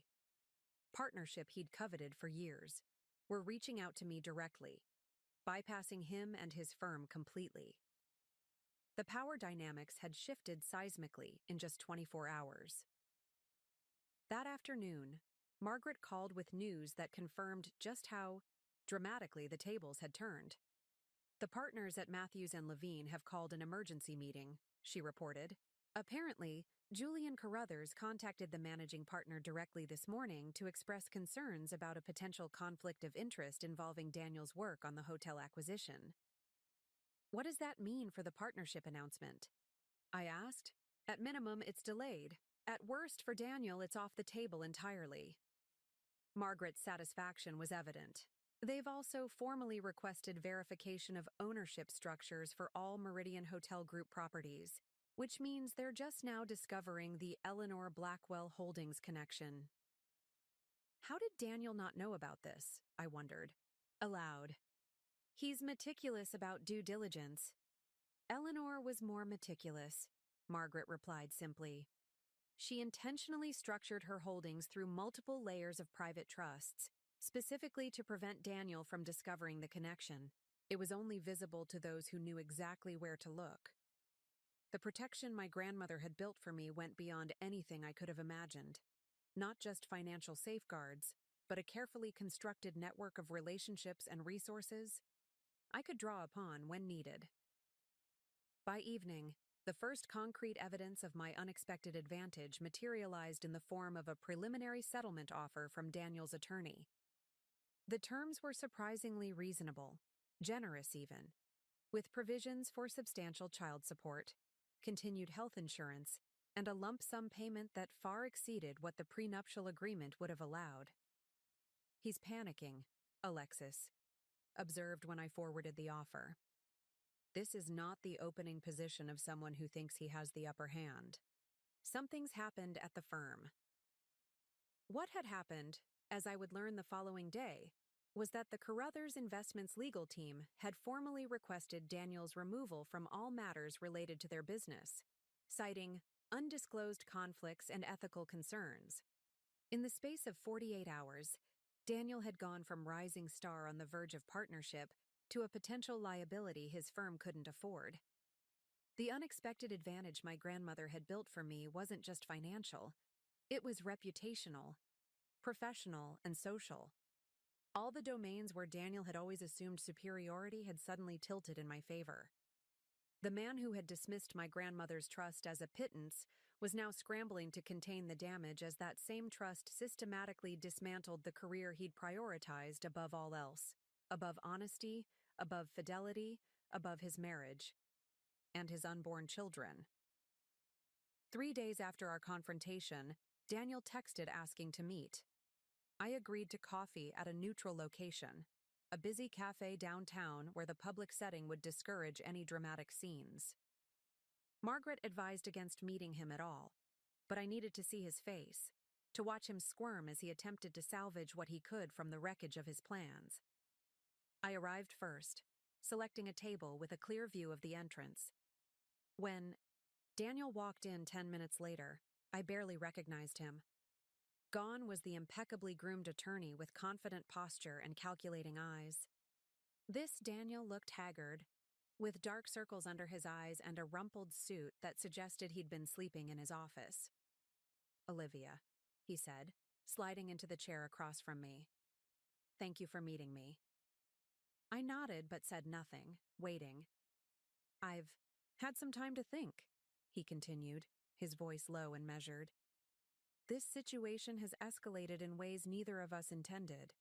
I think we need to take a step back and consider what's best for everyone involved." "You mean what's best for you?" I corrected calmly. "Now that your partnership is in jeopardy and the Carruthers account is at risk." He flinched slightly. "That's not fair. I care about you, about our children." "Twins," I reminded him. "Twin boys. You haven't once referred to them specifically since I told you." Daniel's expression softened in that practiced way I'd seen him use in negotiations, a calculated display of vulnerability designed to elicit sympathy. "You're right," he admitted, reaching for my hand across the table. I pulled back before he could touch me. "I've been overwhelmed. The pregnancy, the partnership, everything happened so quickly. I handled it badly, I know that now." "Badly?" I echoed. "You were planning to divorce me while I was pregnant with your children. You were having an affair with your paralegal. You were working on an acquisition involving my grandmother's assets without disclosing the conflict. Badly doesn't begin to cover it, Daniel." He sighed, running a hand through his disheveled hair. "I made mistakes, serious ones. But people make mistakes, Olivia. Marriages go through difficult periods. We can work through this." "Why would we?" I asked simply. "Why would I ever trust you again?" "Because of our history," he urged. 8 years together. Because of our children. Because, despite everything, we built something worth saving." I studied him, recognizing the desperate calculation behind his words. This wasn't about love or family. This was about damage control. Daniel had assessed his options and determined that reconciliation was his best remaining play. "Tell me," I said, leaning forward slightly. "Did you end things with Vanessa before or after you learned about my grandmother's trust fund?" The question caught him off guard. That's not relevant to—" "It's entirely relevant," I interrupted. "Was it before or after you discovered that divorcing me would cost you the Carruthers account and your partnership?" His silence was answer. "Enough." "That's what I thought," I said, gathering my purse. "This meeting is over." "Wait," he said, his voice sharper now. "You didn't let me finish. I've drafted a post-nuptial agreement that addresses your concerns while preserving our marriage. Generous terms for you and the children, complete financial transparency going forward, even a provision returning your name to the house deed." I almost laughed. "You still don't understand, do you? This isn't a negotiation, Daniel. I'm not looking for better terms within our marriage. I'm ending it." "Be reasonable, Olivia." His tone shifted to condescension. "You're pregnant with twins. Do you really want to be a single mother? Do you think you can manage alone?" "I won't be alone," I replied. "I have resources, support, people who genuinely care about me, more than you ever expected." His expression darkened. "Like the Carruthers? That's temporary. Once this blows over, they'll remember where their real loyalties lie. Julian needs my firm more than he needs your grandmother's hotel shares." "Is that what you're telling yourself?" I asked, genuinely curious. "Because Julian and Marianne are coming to dinner at my place tomorrow to discuss my role in the restructured hotel group. They seemed quite interested in my event management background." The color drained from Daniel's face. "You're bluffing." "I don't need to bluff," I said, standing to leave. "Unlike you, I'm not trying to manipulate anyone. I'm simply reclaiming my life, the one you tried to take from me. He grabbed my wrist as I turned to go, his fingers digging in just tight enough to make me wince. This isn't over, Olivia. You have no idea what you're doing. The firm's attorneys will— Remove your hand, I said quietly, or I will call security and report that my estranged husband, against whom I have a temporary restraining order, is assaulting me in public. His eyes widened. Restraining order? What are you talking about? The one Judge Mitchell granted yesterday, I replied. Sandra's husband was quite sympathetic to my situation. Apparently, he's never approved of how the firm's partners treat their wives. Daniel released my wrist as if burned. You've lost your mind. There are no grounds for a restraining order. I've never hurt you. Emotional abuse is still abuse, Daniel. And 10 witnesses from your firm's holiday party saw you grab my arm last December when I was talking to Julian Carruthers without your supervision. Sandra has quite the memory for details. I turned to leave again, but paused, allowing myself one final moment of clarity with the man I had once loved so deeply. You know what your biggest mistake was, Daniel? Not the affair. Not even the planned divorce. It was underestimating me. Underestimating my grandmother.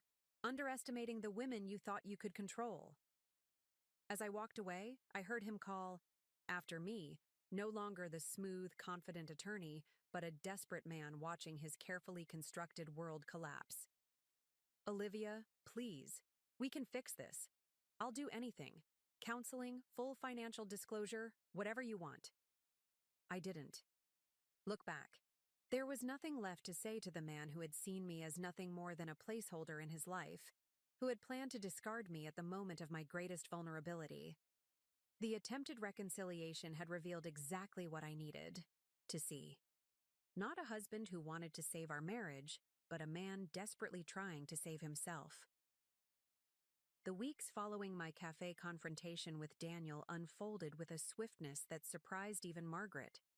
Rather than the protracted legal battle she had anticipated, Daniel's team suddenly pushed for a quick, quiet settlement. The reason became clear when Alexis received a call from a partner at Matthews and Levine who wasn't directly involved in Daniel's case. They're cutting him loose, Alexis reported during our strategy meeting. Not just removing him from the Carruthers accounts. They're asking him to take a leave of absence while they review ethical concerns about his conduct. How serious is that in law firm terms? I asked. Margaret and Alexis exchanged knowing glances. It's the professional equivalent of being taken out back and shot, Margaret explained bluntly. They're building a case for dismissal while giving him the chance to resign for personal reasons if he cooperates with a clean divorce settlement. The firm's pressure, combined with the Carruthers' very public support of me, created leverage beyond anything my grandmother could have engineered. Daniel was facing not just the loss of his partnership in marriage, but potentially his entire career if the full extent of his ethical lapses became public knowledge. On a rainy Tuesday morning, 16 days after Daniel had asked for a divorce, I sat in a conference room at Margaret's firm, reviewing the final settlement agreement with Alexis. This is considerably more favorable than most divorce settlements, especially given the prenuptial agreement, Alexis noted, highlighting key provisions. Full medical coverage for you and the twins through birth and beyond. Child support at 200% of the statutory guidelines. A lump sum settlement that essentially ignores the prenup entirely. And of course, full ownership of the house transferred to your name. What's he getting in return? I asked, still suspicious of anything that seemed too good to be true where Daniel was concerned. Confidentiality, Margaret said, joining us, with a fresh pot of tea. His firm wants absolute assurance that the specifics of his conduct, particularly the conflict of interest regarding the Carruthers acquisition, won't become public. They're essentially paying for your silence. I considered this. And if I don't want to be silent, if I want people to know what he did, Margaret sat beside me. That's absolutely your right. But consider what you gain from this agreement versus what you gain from public exposure. The settlement provides financial security for you and your children, a clean break, and the ability to move forward without a lengthy court battle during your pregnancy. She was right, of course. As satisfying as it might be to see Daniel publicly humiliated, my priority needed to be my health and the twins' well-being. A protracted legal fight would only add stress during an already high-risk pregnancy. There's one more thing, Alexis added, turning to the final page. Daniel is waiving any custody claims beyond standard visitation rights. You'll have sole legal custody and primary physical custody of the twins. This was unexpected. Daniel had initially insisted on joint custody, positioning himself as an equally committed parent despite his actions suggesting otherwise. Why would he give up custody so easily? I asked. Because fighting for it would require court appearances, evaluations, and public scrutiny he can't afford right now, Margaret explained. His firm made it clear that a messy custody battle would violate their conditions for his dignified exit. 4 hours later, it was done. Daniel arrived with Lawrence Keller, signed the papers without meeting my eyes, and left without a word. No dramatic confrontation, no last-minute negotiations, just a silent surrender that spoke volumes about how completely the tables had turned. As the door closed behind him, Margaret squeezed my shoulder. Congratulations, Olivia. You're officially free. Free. The word resonated through me as I placed a protective hand over my growing belly. Free from Daniel's manipulation, from his control, from the constant need to measure my worth through his approval. Outside Margaret's office, rain had given way to watery sunshine, the city glistening with the particular beauty that follows a storm. I stood on the steps, breathing deeply, feeling lighter than I had in years, despite the literal and figurative weight I now carried. My phone chimed with a text from Kate, who had been receiving regular updates from across the country. Just got your message. It's done. Sending so much love to you and my nephews. Those boys have the strongest mama on the planet. As I walked to my car, another message arrived. This one from Marianne Carruthers. Julian and I are delighted to hear the resolution is complete. When you're ready, we'd love to discuss your thoughts on restructuring the Foundation's annual gala. No pressure, just keeping the door open. The formal end of my marriage hadn't brought the grief I might once have expected.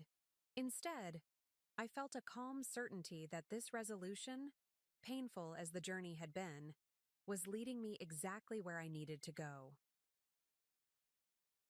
That evening, alone in what was now truly my house, I opened my grandmother's journal again, finding an entry I'd read several times since Margaret had given me the book. I worry that Olivia will see my arrangements as interference or lack of faith in her judgment. But love isn't just supporting someone's choices. Sometimes it's creating a safety net they don't know they need. I hope she never has to use these protections. But if she does, I hope she understands they were built with love, not doubt. She has always been stronger than she knows. For the first time, I fully grasped what Eleanor had done.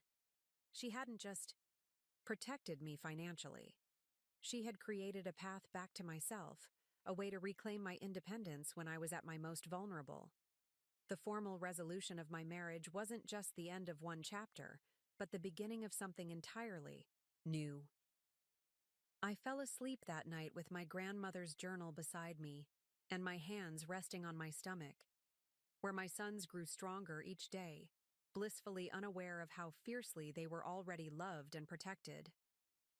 4 months after signing the divorce papers, I stood in what would soon be the twins' nursery, supervising the delivery of 2 matching cribs. My belly had grown enormous. Carrying twin boys at 7 months pregnant was no small feat, but I moved with a newfound confidence that had nothing to do with physical grace and everything to do with the woman I was becoming. The house had transformed, along with me. Gone were Daniel's austere design choices, the colorless walls, the uncomfortable statement furniture, the impersonal artwork selected to impress his colleagues. In their place, warm colors, comfortable seating, and photos of people I actually loved. Kate and her family, my parents in younger days, and prominently displayed on the mantel, my grandmother Eleanor in her garden, laughing at the camera with twinkling eyes that seemed to say, "I told you so." The nursery itself was a bright, cheerful space with pale yellow walls, hand-painted woodland animals, and two beautiful oak cribs that Kate had helped me select during her visit last month.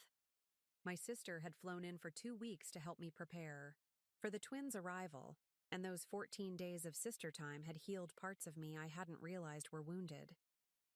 "You seem different," Kate had observed one evening as we assembled baby furniture. "Not just because of everything that happened with Daniel. Something deeper has changed." She was right. The transformation went beyond my circumstances. I had rediscovered pieces of myself that had been systematically suppressed during my marriage. My decisiveness, my creative eye, my social connections independent of Daniel's approval. The most significant change had come 6 weeks after the divorce was finalized, when Marianne Carruthers' casual offer of consulting work evolved into something more concrete. A part-time position as events director for the Carruthers Foundation, with flexible hours and the ability to work primarily from home after the twins were born. "We've needed someone with your expertise for years," Marianne had said when I expressed concern about managing work with newborn twins. "We can wait for you to establish a routine with the babies. The position will still be here." This vote of confidence, from a woman whose opinion Daniel had taught me to value above almost anyone else's, was transformative. After years of being told my career was secondary, my professional skills a hobby rather than a vocation, someone was not only recognizing my value, but willing to accommodate my new life as a mother. I had accepted the position, and immediately began part-time work on restructuring their annual fundraising gala. The creative fulfillment of using my professional skills again, combined with the flexibility to prepare for motherhood on my own terms, had awakened something in me that Daniel had nearly extinguished, a sense of possibility. As the delivery men positioned the second crib precisely where I indicated, my phone rang. Margaret Blackwell, calling with her weekly update. "Good news," she said without preamble. "The final transfer of the Meridian Hotel Group shares is complete. You are now officially the majority stakeholder, with Carruthers Investments as your primary partner." "Has Daniel been informed?" I asked, signing the delivery receipt and thanking the workers as they left. "His attorneys received notification this morning." I suspect he already knew it was coming, but the official documentation makes it, well, official. After we hung up, I wandered through my transformed home, one hand supporting my back, the other resting on my rounded belly where my sons occasionally kicked, as if reminding me they were part of this journey too. In the study, once, Daniel's domain, now my workspace for foundation projects, I paused before the framed quote I'd hung above the desk. Words from my grandmother's journal that had become something of a mantra. "The strongest women are not those who never fall, but those who rise with greater power after the fall." My transformation was still ongoing, an evolution rather than a sudden change. There were still moments of doubt, flashes of the insecurity Daniel had cultivated in me for years. But those moments grew fewer as days passed, replaced by a steady certainty that I was exactly where I needed to be, becoming exactly who I was meant to be. The twins' nursery, my redesigned home, my renewed career, my reclaimed financial independence.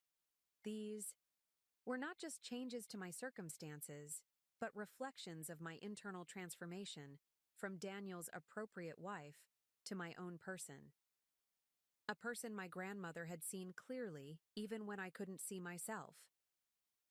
As I made my way slowly back downstairs, I caught a glimpse of my reflection in the hallway mirror, rounded with new life, eyes bright with purpose, standing tall, despite the literal weight I carried. The woman looking back at me wasn't just surviving her husband's betrayal, she was thriving because of it. 2 weeks before my due date, on a quiet Sunday afternoon, I sat on my patio reflecting on the journey that had brought me here. The twins were active today, their movements strong and reassuring. Dr. Winters had scheduled a C-section for the following week, concerned about the positioning of twin B, but had assured me both boys were healthy and developing perfectly. I absently traced patterns on my belly, following the push of tiny feet and elbows. I thought about the lessons I'd learned, not just about Daniel or marriage, but about myself and the nature of resilience. When Daniel first asked for a divorce, while I was pregnant, I'd felt utterly betrayed, completely vulnerable. I couldn't imagine surviving, let alone thriving. Yet here I was, preparing to welcome my sons into a home filled with love and stability, supported by a community I had rebuilt, financially secure in ways I never would have been had I remained. In my marriage, the irony wasn't lost on me. By attempting to discard me at my most vulnerable moment, Daniel had inadvertently set me free. His betrayal had activated not just my grandmother's financial protections, but something deeper within myself. A strength I might never have discovered had our marriage continued in its comfortable patterns of control and concession. There's a particular wisdom that comes from surviving what you thought would destroy you. A clarity about what truly matters, what you're truly capable of. Before Daniel's betrayal, I had defined myself primarily through his perception.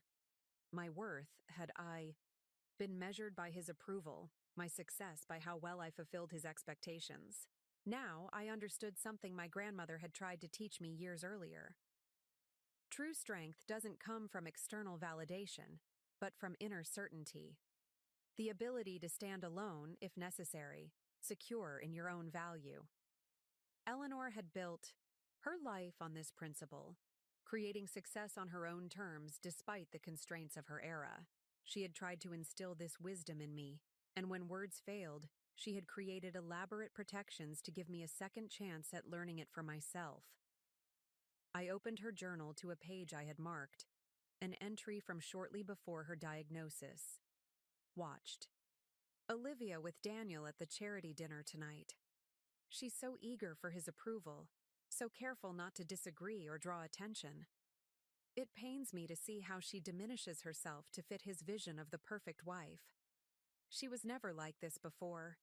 Him, always confident, opinionated, full of life. When does adjustment become erasure? When does compromise become surrender? I fear she's losing herself piece by piece, and he's collecting each fragment as if it's his due. Reading these words now, I recognized the truth in them. But I also recognized something my grandmother couldn't have known, that sometimes we need to lose ourselves completely before we can discover who we truly are. The wisdom I had gained through this painful journey wasn't just about Daniel's betrayal or my grandmother's foresight. It was about the universal experience of falling and rising, of losing and finding, of breaking and healing stronger at the broken places.